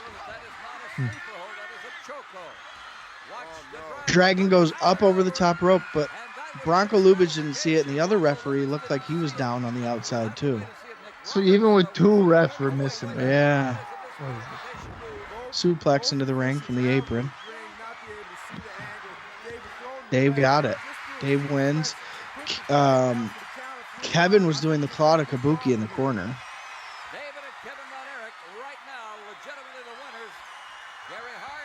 They all worked pretty hard in that match, I think. No, wait a minute. This other guy. Yes, undoubtedly Nick, who was sitting beside the ring, The So maybe he second did see ref it. is Yep. saying something. Yep. Our secondary referee is saying to Bronco that there's a problem. We're gonna have Dusty finish this. Yeah, we're getting a dusty finish, folks. Kevin still has his belt. However, there is a consultation. Now that's a cool shot. Bronco Lubitsch, Nick Roberts. Big full crowd looking down on the ring in the end zone. In the history of world class, especially for the Von Erichs, I think they do a shit ton of dusty finishes. I'm sure they do. Yeah, I'm sure Because they just do. with watching like Kerry and Rick, Right. reliving the rivalry. Right. Kerry got dusty finished at least 3 times. Right. Like you think he wins, and then it's like, nah, man, just kidding. DQ. Right. Great. So there you go. Champs retain. Bob, what do you think I gave that match there? I would say that you gave that 2. I actually gave it 3. I gave it a 3-star rating. I liked it, and for one of the first appearances of Dave, I think he really held his own.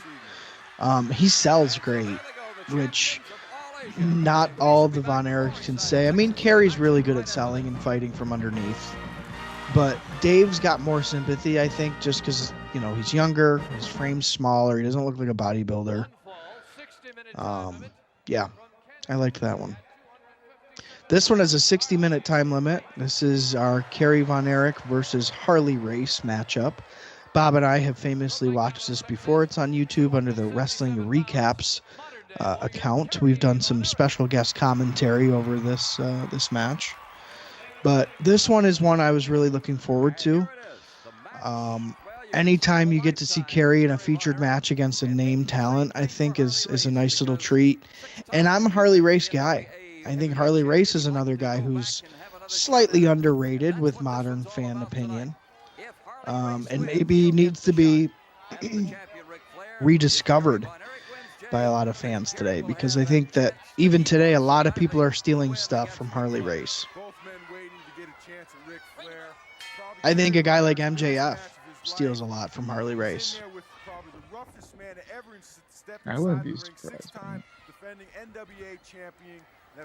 So really what this is essentially a warm-up for Kerry before he faces Flair. He and Flair have shared a lot of words. You know, he's been nearly the champion before. Kerry's calling himself at this time the uncrowned World Heavyweight Champion. So that was a nice dropkick. Yeah. It's such a shame that Kerry can't speak to save his life on a microphone, because if he had that, Kerry would be just a complete package. The look is awesome. The charisma is there. He can work when he's got people to work with, and his head's on straight. I don't know if Kerry ever took pro wrestling super seriously. He kind of, I think, was a little spoiled in that regard, but it's just a shame that between his accident and his lack of ability to cut a decent promo, really curtail his career. But I love Kerry Von Erich. He's my favorite Von Erich, and I think he gives Harley Race a good run for his money here, Bob. So this is technically a precursor for him and Flair. Yeah, this would be like a build-up to him taking on Flair at some point. At some point. Okay, so we don't know that. Yeah, Flair has not agreed yet to a rematch, but he's being goaded into it basically by Fritz and by Kerry, and it's looking like the next time they'll probably clash is at a Star Wars event in August. It seems like that's kind of what they're building toward, is an August Star Wars. So, but for the majority of the year, Kerry has given Flair quite the headache thus far. So we're in June. It's been for most of the year that Kerry's been kind of hunting to get a rematch against Flair. So then they've already wrestled once. They have, yes. And I believe it was a reunion arena show. I'm not sure if there's tape footage of that. If there is, it's hard cam stuff, and it's shot from like kind of far away. I want to say they've showed maybe the footage on World Class before, but I've never seen the match. I don't know. In Fort Worth, reunion arena, shows like that are notorious for not having any tape footage, which sucks, but it's true. You got an iron claw on here early on Harley Race.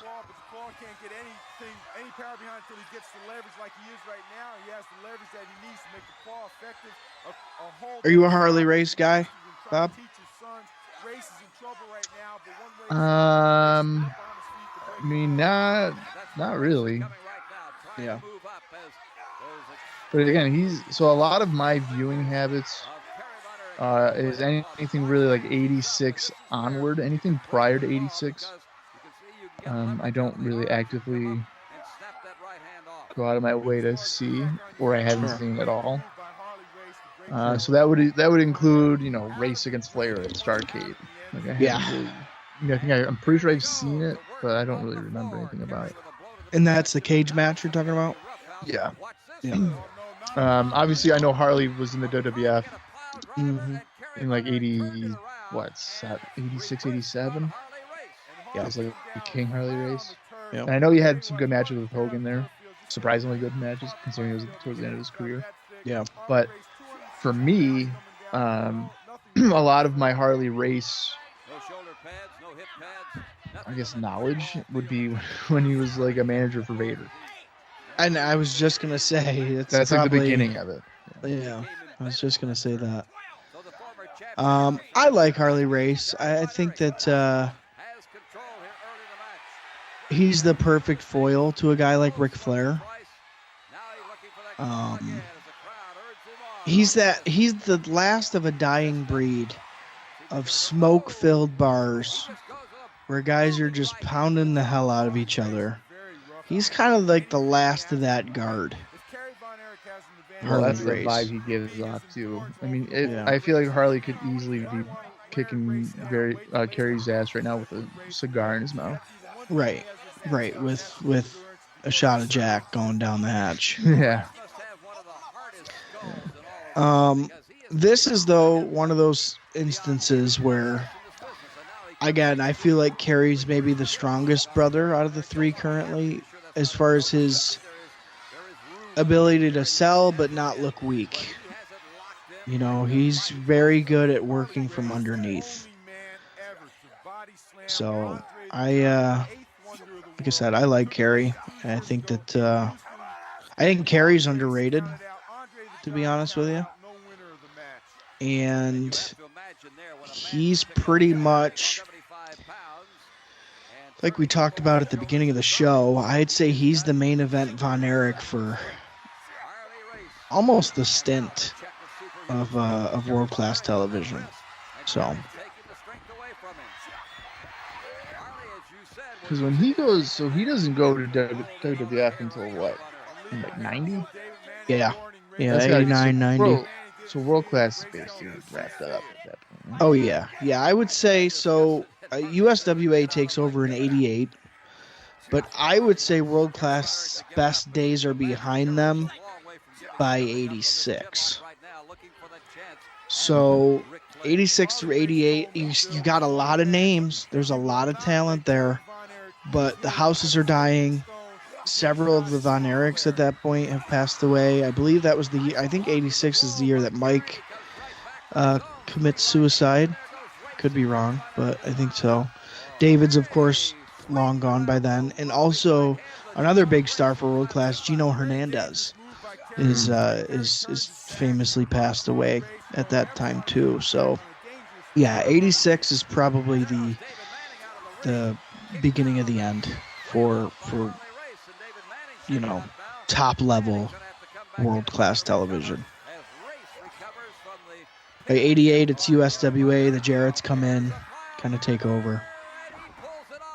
And I think by 90, or you would maybe know that better than I would, when does USWA wrap up? Oh, they stick around until 97. Okay. And then that eventually becomes Power Pro. Gotcha. And that goes on until, I think, 2001, 2000. Yeah. Well, I was going to say, I think by 90, most of the mainstay world-class championship wrestling guys are gone. There's nobody really there. Yeah, because I know when USWA takes over, it's technically like USWA Texas or whatever. It's dubbed. Right. But by 90, it's definitely encompassed into one. We are going out to the commentary station here.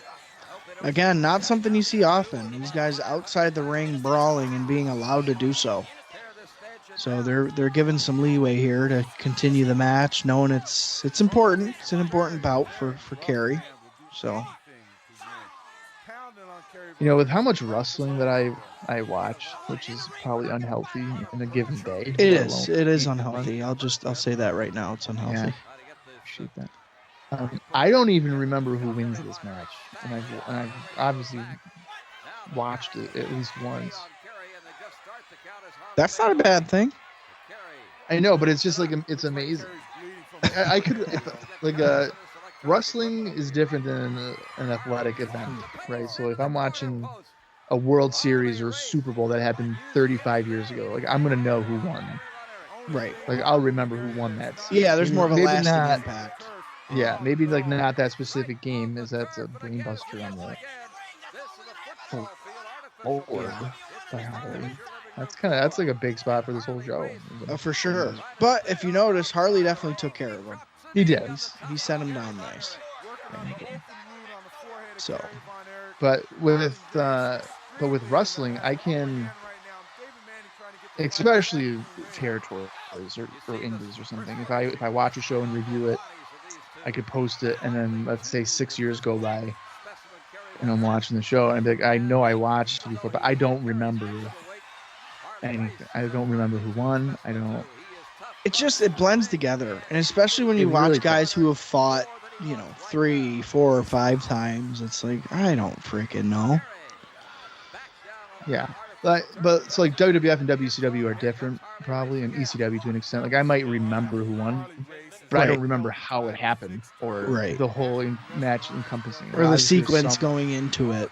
Yeah, right. I mean, there's some that will be all timers, like Brett and Steve at WrestleMania 13. Like I will remember that. Right. But yeah, without major emphasis on finishes or something like that, it is hard to remember for sure. I mean, we just watched that tag team match, and I'm lucky to be able to tell you that the finish came with a suplex from the apron after Kabuki was being iron clawed in the corner and Magic Dragon got thrown out over the top rope. I just had to think pretty hard to remember all of that. So we just watched it, but yeah, I agree with you. No, right. That's exactly what happens to me. I could literally have just watched. If I'm watching a show that's 3 hours long, something that happened 40 minutes ago, I'll be like, wait, how did that happen? Right. And I'll have to go back and reread it. The way I explain it is that if my pro wrestling is a filing cabinet, and I have several filing cabinets, can I tell you exactly where and when that file is? No. But if I go to that drawer and I open up that file and I start reading through, it jogs my memory. Harley is gushing blood out. Yeah, he's busted open here, and I believe that was off the ring post on the outside, if I'm remembering correctly. I think you're right. Was there any TV issue with these guys, or is this just on the show? Nope, this is just for the show. Harley being brought in here is kind of a special thing, similar to André. Anytime you get a big NWA name like this in the territory, it's important, and fans know that watching. They know that Harley Race is one of those guys, former NWA World's Champion. I'm sure he's been in Texas several times prior to this, but we have not seen him on world-class television up until this point. So this kind of feels... So the usage of blood here is not necessarily enhancing any type of story between them. It's just kind of getting over maybe the brutality that they're going through. Yeah, and I think the physicality that it's requiring of not only Harley Race, but maybe more so Kerry to stay in this fight. That they're going all the way here. Oddly enough, this did not close out our show. This was technically the 7th match of the night. The tag team match came after this match, technically, or as it's reported online. I've had to do a lot of research to try to figure out exactly when all this took place, but I believe that the tag team match was after this, and that was because it was as David's return match to the territory. So.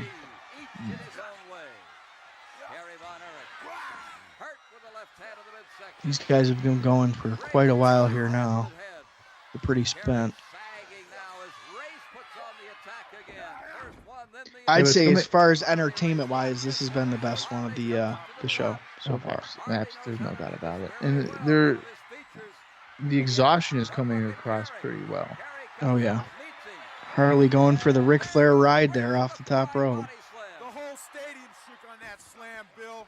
Unbelievable amount of strength by Kerry. Uses the tights to kick out. Off the top rope. Race not expecting Kerry to get back to his feet as fast. Race is in trouble right now. It's little stuff like that that makes me appreciate a guy like Harley Race. You know, typically you see a heel use the tights to get a pin. Well, in this case, a heel used the tights to break a pin.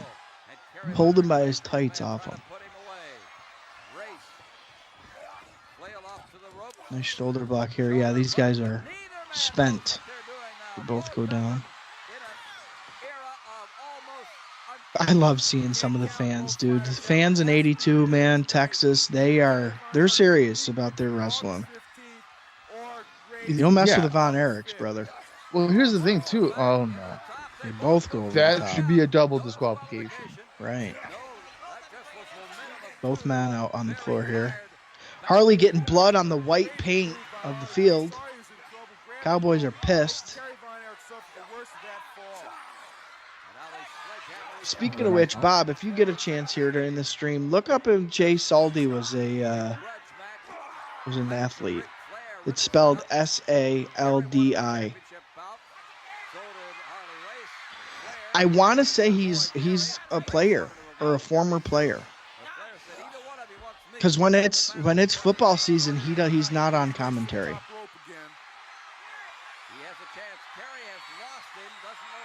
How do you spell his last name? Saldi.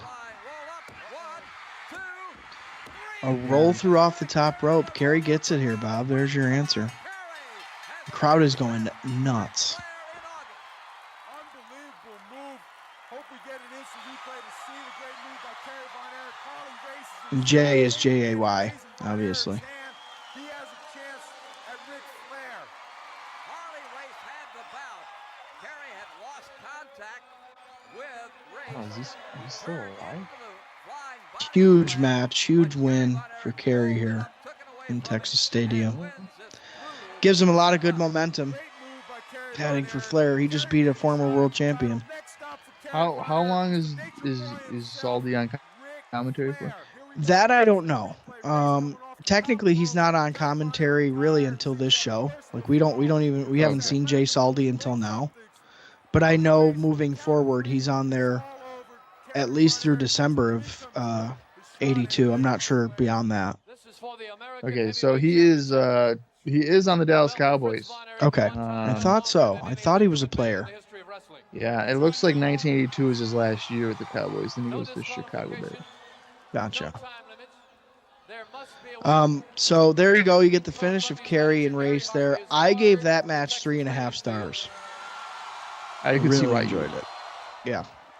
That was good. This heads us into, of course, our King Kong Bundy versus Fritz Von Erich retirement matchup here.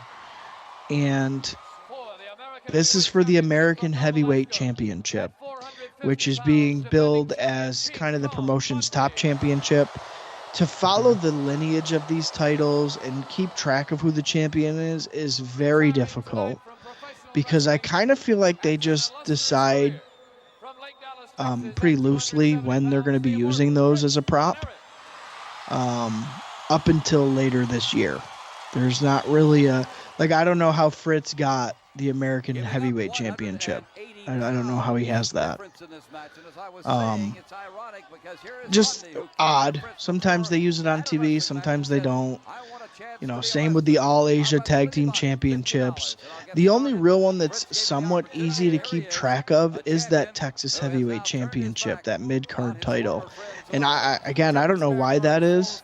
Maybe it has something to do with the NWA, and maybe this American Heavyweight Championship travels or something. I don't know, but that's what's on the line here. On top of Fritz retiring, there is a title on the line.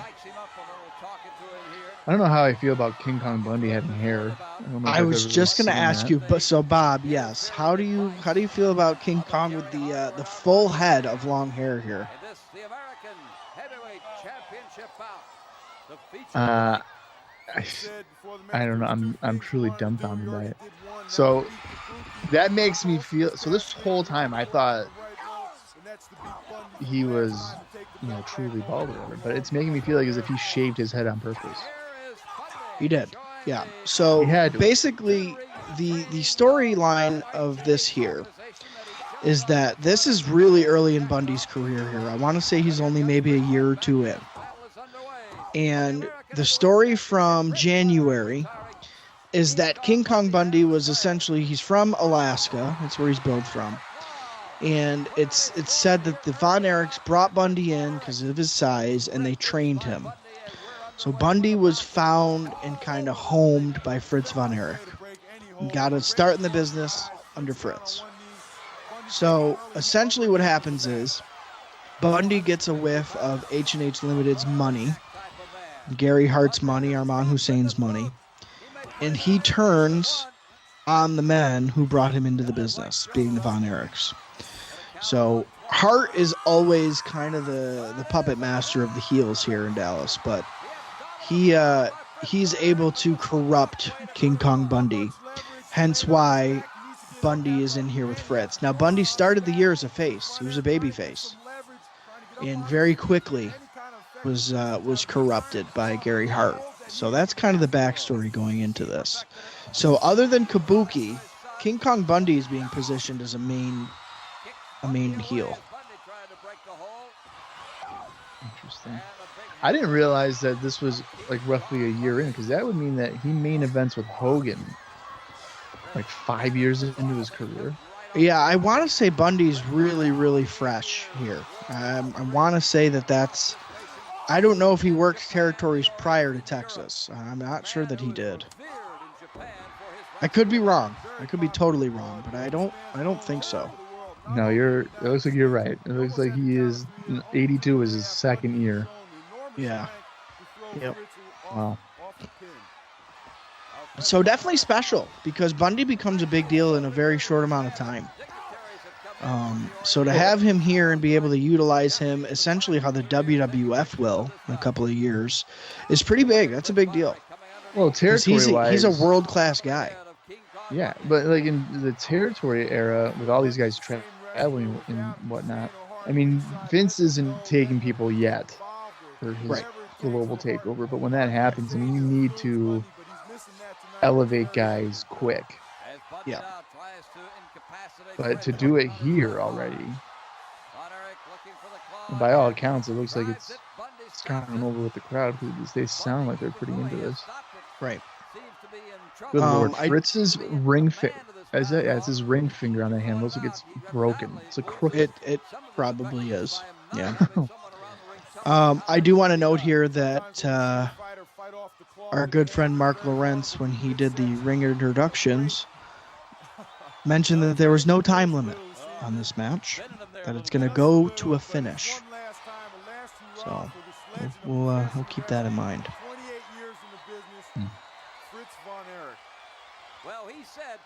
And according to what I've done research-wise, technically this match did not close out the show. So, again, it's been very, very difficult to get an actual clear dictation of how this match and card, really, more so the card, unfolded in order. But that's according to what I have.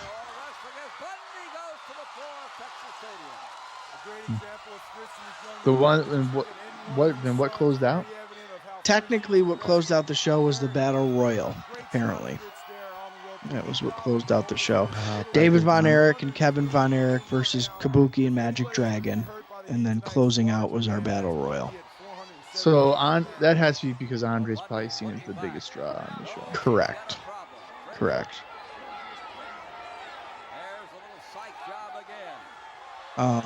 Yeah, so you had that, you had the tag match, then it was Kerry and Harley Race, then it was this match. So technically this was 6 out of 9, this match.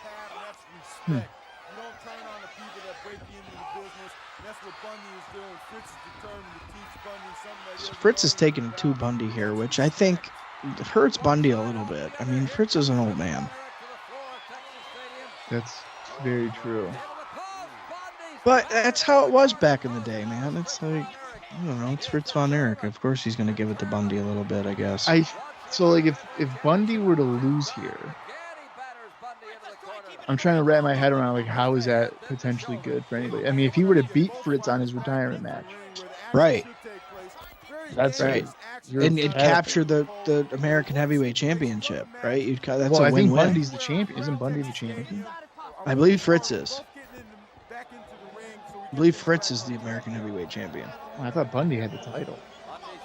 Maybe he did. I'm not sure. Let me see if I have it in my notes. But I think it's Fritz. Yeah, I think Bundy he had the championship. Because in the referee you're right. Yeah, he was. He's defending the championship against Fritz tonight. You're right. Well, that's good then. Hopefully Bundy wins and retains his title.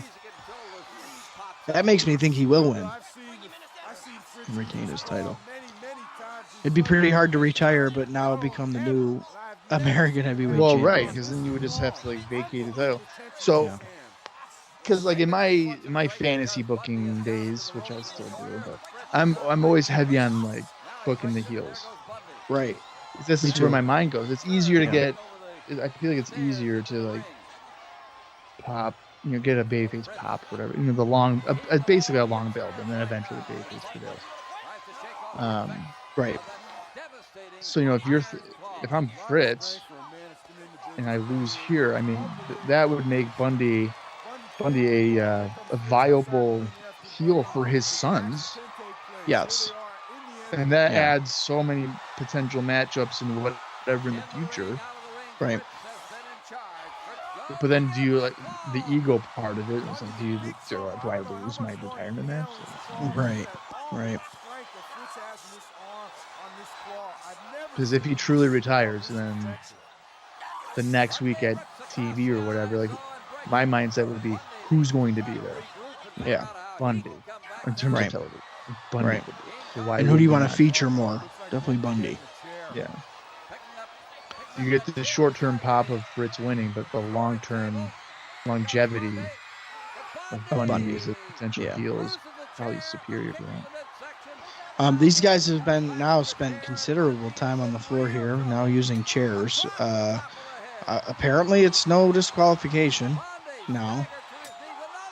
He just hit the ring post and he was nowhere near hitting Bundy. The crowd's going nuts, though. They're loving this. Now, I know it's false count anywhere. I mean, I know that no disqualification is not necessarily in there, but I always kind of contribute that to being the same thing. Like, how would it not? He just beat him? He just pinned him on the end zone of Texas Stadium. Yeah. Fritz Von Erich just beat... did he have the claw on his stomach, too? I think he did. Yeah, I think he did have the claw on his stomach.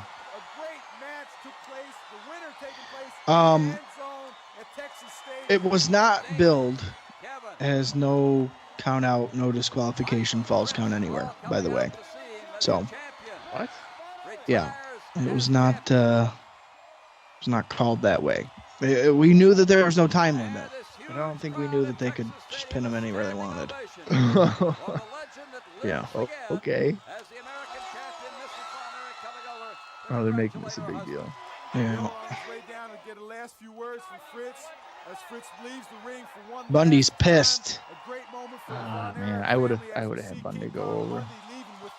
What do you think I gave that match for a rating, Bob? I didn't really think it was that bad. I would say, he retires a hero. That's right, dude. I'm gonna say 2. I did give it 1 star. I only gave it 1 star. Yeah. And if you notice here, Bob, and we're gonna get some words here from Fritz. Let's listen in. Do it again or not? I think for a man who's been at it as long as you have, it is a fitting climax to a fantastic career, and it's an honor for me. I've been so much a part of that over the last 15 or 20 years. Bill, Watching you. You've been right there in more places than just right here, too, with me. That's right. No, I'll tell you, you're never going to get this man to give up. He's too dumb to give up. I had the iron claw on this guy as tight as I ever had it in my life on anybody. We could tell that in the tight shots. So you're going to have to pin him. Use a chair or whatever. Of course, in most matches you can't do what I was able to do here tonight. But the gratifying thing is, Bill, I'm going out. But I'm going out with a belt that's meant the most to me and my family all these years. And now you got a chance for this guy and the one behind you over here. And David, someday there'll be a National Wrestling Alliance champion. One right now. Come on in, boys. Here's another one. 10 times. Each of these boys There they are. and this one are gonna be world heavyweight champions. Well, we got 5 of them. I'm dedicating my life to it. Good. And we'll have 5 champions. Great, great. 10-time champ. There you go. That's Fritz's swan song here. Wow, having seen the movie Iron Claw, and I know it's supposed to be about this or whatever, but he is so What a remarkable night of dedicated to world-class his son's championship winning the wrestling. world title. You've seen a Absolutely. classic moment in this He's event determined of for it. wrestling. He just said all Sure. 5 of them were going to be Kerry the Von Erich champion. now going for the Sure. World Championship on August 15th at Reunion. Oh, there you go. That's August exactly what Fritz 15th, wanted, Reunion and Arena. Fritz can We be have proud of his career. announced. Fritz can retire with a smile So- on his face. He won something that he wanted And to and do, that man. was The American heavyweight essentially belt what back was where on it the line belongs, in the between Von Harley Erich Race and trophy Kerry case. Von Erich. And so you've seen Whoever was the history victor tonight there on world-class was going to championship get that wrestling. confirmed title shot. So if Harley Race had beat Kerry there, Kerry would have been going to supposedly wouldn't have been going to Reunion Arena to face Flair. But yeah, so going back to the Iron Claw movie, of course, I mean it's dramatized for Hollywood, but essentially I think the angle of Fritz never winning the NWA World's Champion is what drives him to make sure that one of his sons do. Like, I might not have been able to do it, but you guys are going to. And it's the same thing you do with Dusty Rhodes and Cody Rhodes in 2023, 2024. My dad could never do it, so I'm going to do it for him. You know, it's that sort of thing. Same story. That'll close out our video feed here of the footage that we have. Again, there was 2 matches that were not presented for one reason or another. Who knows? But overall, Bob, I did enjoy this show. I say for Fritz's retirement evening event, I think it was really cool. Big stars popping the territory. You know, you get the treat of Harley Race, André the Giant, your returning son, David Von Erich. I think the show flew by. I think it had a lot to offer as far as variety.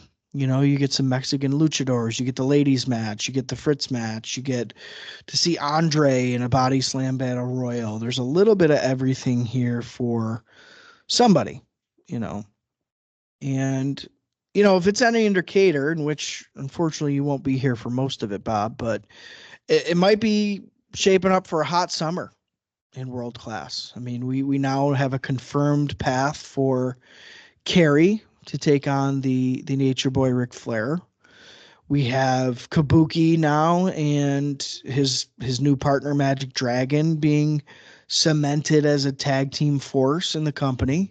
King Kong Bundy's been pretty much established as a major heel, even though he did lose to Fritz here. But yeah, what did you think about the show overall? Did you have a favorite match? What were your thoughts on it? Well, Harley and Kerry is obviously for me the best match on the show. I would definitely agree with you. Mhm. I don't think it's even remotely close. Yeah. I certainly didn't hate the show. It's definitely a new style for me. There was shockingly not. I'm so accustomed to high spots, I guess. Yeah. You know, Yeah. you're no expecting to do a springboard or something like there was Yeah. instances in the lucha match where the guy went to the floor and I was like, okay, we're gonna see a tope. kidding. Right, a dive of the time. Yeah. Yeah, Exactly. and then it just didn't, and it never happened. And I was like, oh, okay. Yeah. So that was like kind of a shock, I guess, like not to see that. Well, and it's funny you even say that though, because think of the ladies' match. I mean, they were flying all around, and Sure. you know, it felt unique. And today a match like that, or El Solitario's matches like that, dude, that'd be dark matches. You wouldn't even see that on the main card. They might not have even gotten booked. So it is a funny juxtaposition of styles. I mean, 82 was a long time ago, but not that long ago. And it almost is a little bit of the Stone Age. A suplex is a finish.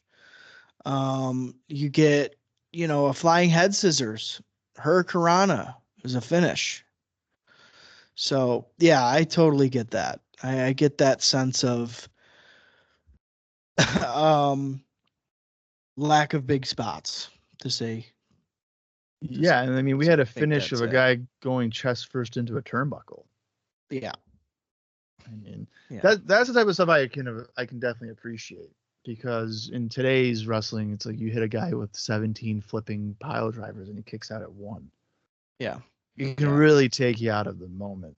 There's a level of realism to like Texas wrestling. I mean, these guys are like with Harley and Kerry. I mean, they're bleeding a substantial amount, and as a result, it's coming across as exhaustion. And it was realistically at that point, I don't think the match went much more than around 15 minutes or so.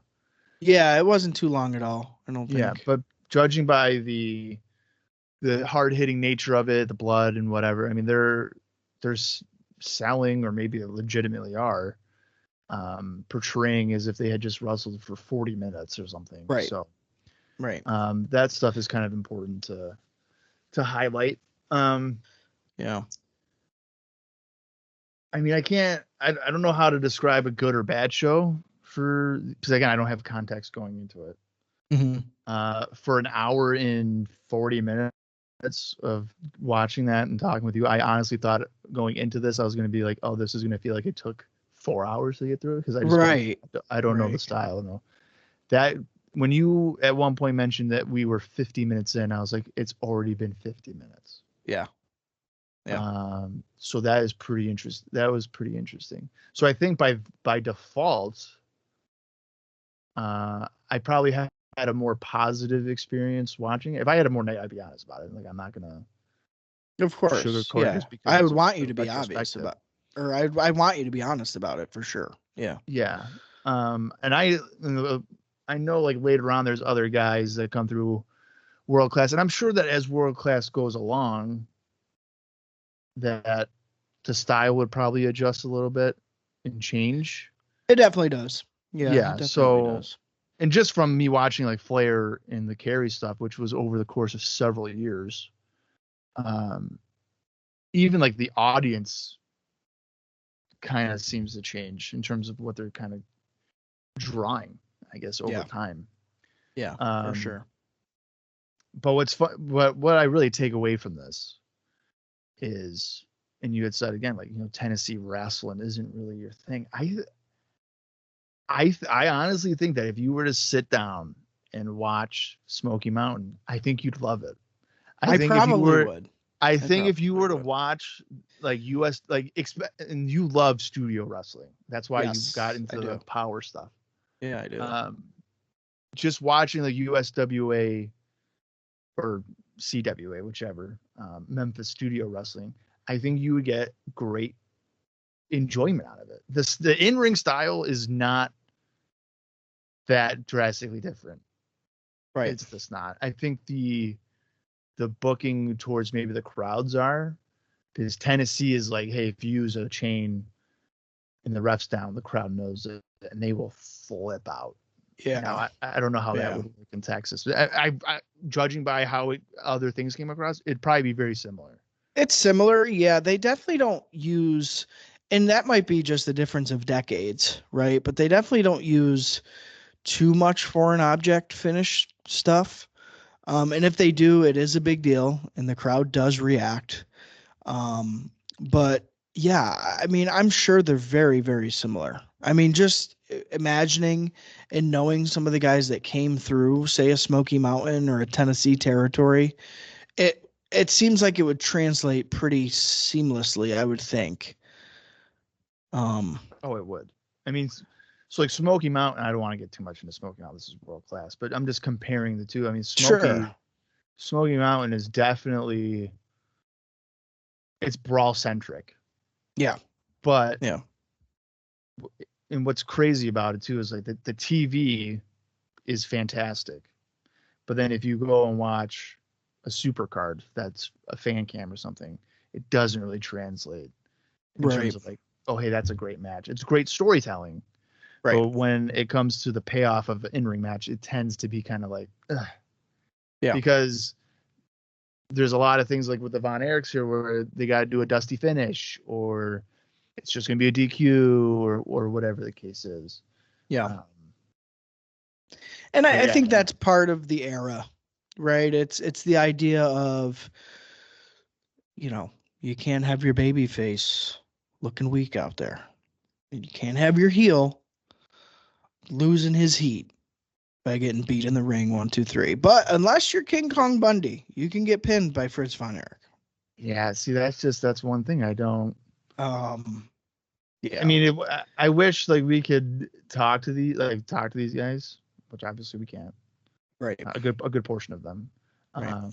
and just be like, hey man, like, you're trying to build? I would imagine you're trying to build up King Kong Bundy as a drawable heel. Yeah. And have him lose clean on the floor of the Texas Stadium. I mean, I don't know how. Yeah. I mean, that's just an interesting thought. Well, and anytime these instances come up, Bob, just so you know, I call them out too. You know, there's been already, even, I mean, we're in June. It's been 6 months of TV. There's already been choices that I've been a little confused by in regards to the booking, you know, and decisions and who gets long time on television and who doesn't, and finishes and different sort of things where it's, again, hindsight's always 2020. It's cliche to say that at this point, but looking back, it's like, well, I know you're building to this, but what made you do this? You know? Yeah. And I think that's the situation, and it's a feel-good moment, and I think that's all it is here in Texas Stadium. Fritz goes out on a high note. You know, he captures this American Heavyweight Championship, which I'm sure he'll relinquish immediately, but yeah, I don't know. Definitely a weird choice. Logically, you want to get Bundy over. He's being built as this monster heel against the Von Erich family. Absolutely, you want him to beat Fritz, and you almost want him to beat Fritz in a demanding way, or a commanding way, I guess I should say. But again, 82, you want your fans to think that they got their money's worth. You want to see the good guy win. I get it, you know. But yeah, I do. I thought that this was a pretty strong showing here. I liked how much talent they were able to pool for this show. I think that just goes to show that, you know, Texas is definitely one of the premier territories in the National Wrestling Alliance. But big things on the horizon. And I'm glad you didn't absolutely hate this watch through. I mean, like you said, you had seen the Harley Race Kerry Von Erich match. That was perhaps one of the more important matches of the card, if not most important, because it again determines our number one contender, essentially. But yeah, I'm glad you enjoyed it for the most part. Yeah, my major fear was like the true homegrown guys. Yeah, wouldn't be good, because you know, watching Kerry, Harley, and Ric Flair. I mean, obviously those three guys are well established outside of world class. Yeah. So yeah, I mean, I really didn't know what to expect, and like the guys that I do know, again, like Bill Irwin and King Kong Bundy. Bill Irwin I know is a Lagoon, the hockey player. Yeah. So, but I had heard that he was really good in the territories, and they had given him that job as like a, hey man, like, yeah, you're putting people over, but you're still gonna get a steady paycheck type of deal, which was the whole point of the silly characters and whatnot. But to actually see him in a substantial match was pretty pretty interesting. I mean, the stuff that, I mean, I wouldn't say I became a new fan of anybody on the show, but Okay. I don't really, because, well, I mean, the Von Erichs are, really good. I mean, pretty good. David is the one that came back, right? From Florida. Yeah, he was returning to the territory tonight. Yeah. Yeah, so he screams as if he'd be a really good underdog. Yeah. It has that fire. There's just something about him that I could definitely see people rallying behind him. Right. So I mean, yeah, outside of like all the Von Erichs and the established names, I wouldn't say there was anybody on the show that was like, oh, hey, I'm a new fan of him. Yeah. Which is part of the fun in watching territories. Yeah, it's the discovery, right? Exactly. It's seeing guys, either maybe you've heard his name and you don't know him, or it's rediscovering guys who in the WWF he was a joke, right? But in the territories he was a solid mid-carder heel guy like Wild Bill. It's definitely true about David, and I think I credit a lot of David's success to working with Dusty Rhodes for several years in Florida. I mean, it's I want to say, who's it under? Eddie Graham, maybe? Is it under the Graham still in Florida? I'm sure it is, yeah. Yeah.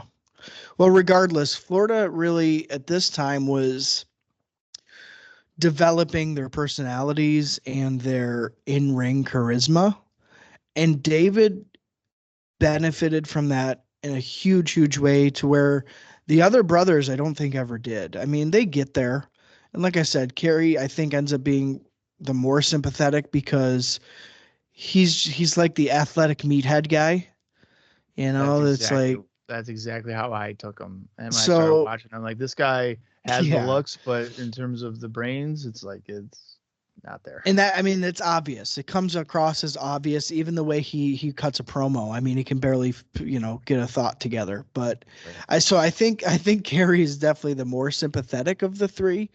But Dave definitely has that ability to, exactly what you said, fight from underneath. And we're going to just see more and more of that here on World Class Retrospective. This is the first time we've seen David Von Erich on TV, or in this case, on an event. So I am looking forward to really discovering who David Von Erich is and what he offers, because all you've heard over the years are people singing his praises, whether it's Ric Flair or whoever it is, saying that this was a guy who had all the tools, who was next on the list to be the world champion.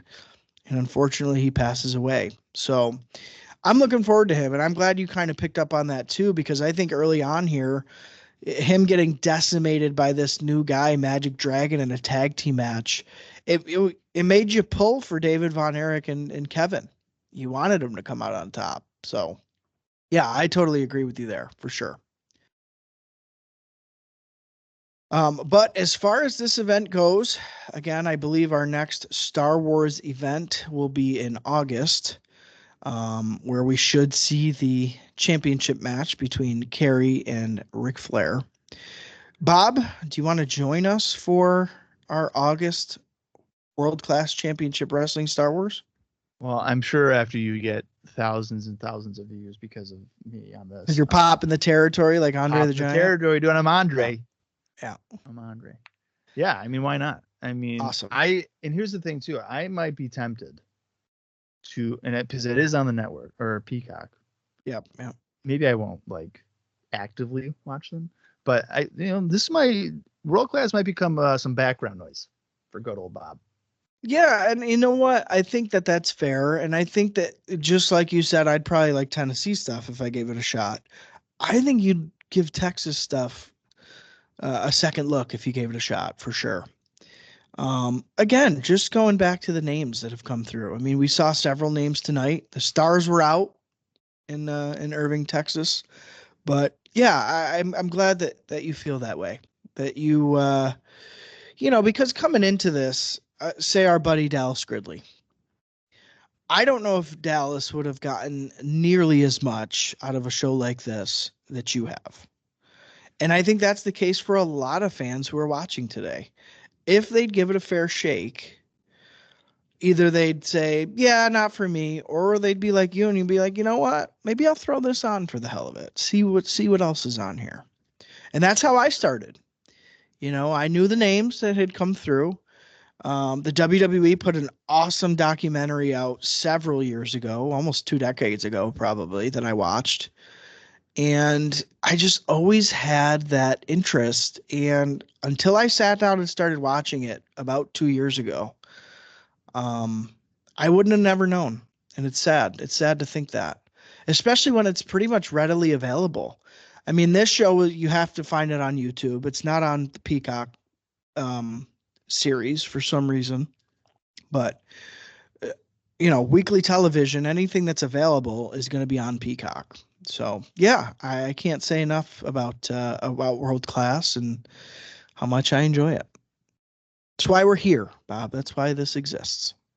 Yeah, no, absolutely. And I think that and even well into the future, I know, and I won't spoil any names for your audience, but there is several guys, 85, 86, whatever, that I became fans of during the Monday Night Wars that I know that were in here, arguably during their prime. So, and a lot of the stuff I know from World Class, I right next to me here, I have about 1,300 magazines, and a lot of them are from the 80s. Yeah. And, World Class, we get coverage. And sure. A lot, like a lot of this. So like with, I'm not going to ramble too much here, but it's like when I did a deep dive on Bryan Adams in Portland, in the magazines, they would heavily hype him up as being like this guy in the Portland or the Pacific Northwest. He's, dominating these guys. And the same thing happens with World Class. They'll mention a guy and be like, hey, he just got in here and he beat this dude, this guy, and this guy. And you're basically just going off of the words. Yeah. And some pictures.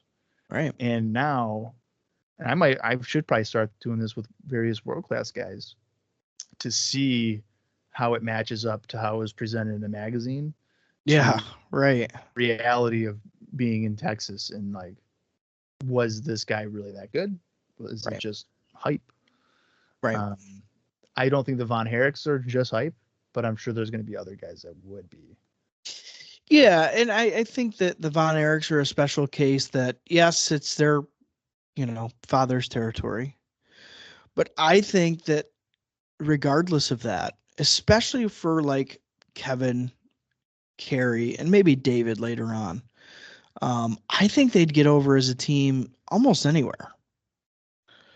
I always wonder how Kevin never got a shot with a larger promotion. And maybe that's partly due to Kevin essentially taking the reins over for his dad and being the promotion spearhead.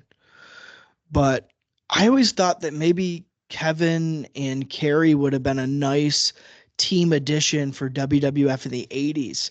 Like I can picture them against the Bulldogs having awesome matches. Kind of that era. And of course, when the dad is the promoter, they're not going to go too far anywhere.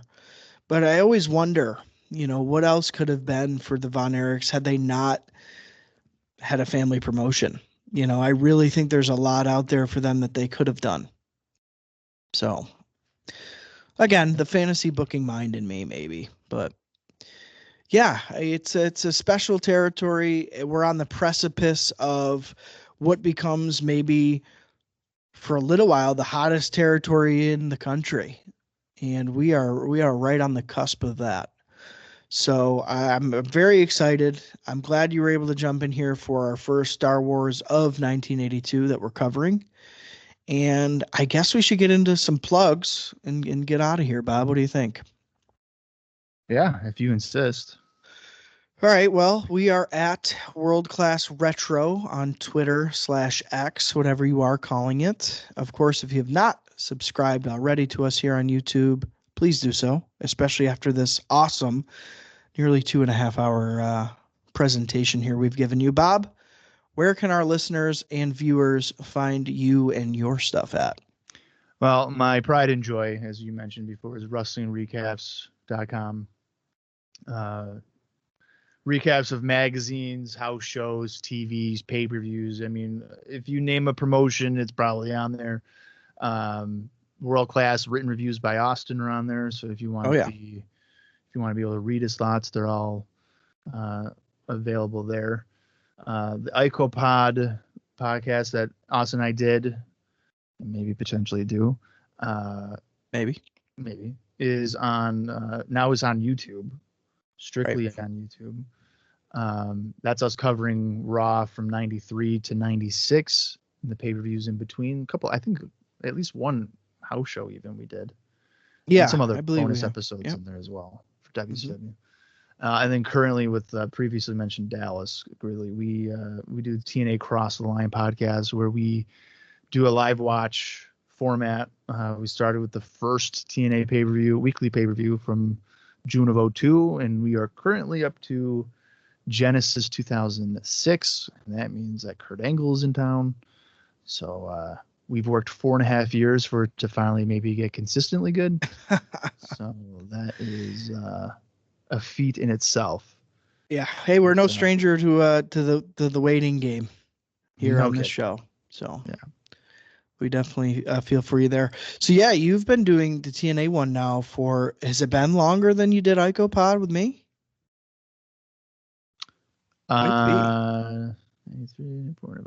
Yeah, we've been doing technically 4.5 years. Yeah. IcoPod was 4. Yeah. So yeah. And we actually have an end date for TNA. Okay. Unfortunately, that's still years away, but we do have a concrete time of when it's like, hey, we're going to wrap this up. Gotcha. Awesome. Well, again, my friend, I appreciate you for jumping on here. It's not everybody that I could talk into coming and spending 2 hours watching some 1982 Southwest sports wrestling. But I appreciate you coming on, taking the time, and giving it a look. I think it was fun. My pleasure. Anytime it has anything to do with professional wrestling and chatting with one of my long best friends, I will gladly take on that opportunity. So this was a lot of fun. Awesome, man. Well, for everybody else, we will see you guys next Friday, 10 a.m. for our next taping of television. Unfortunately, we may be saddled with some replays, but I won't get too far into it. I won't spoil the next episode. You're going to have to tune in and watch. I'll see you then.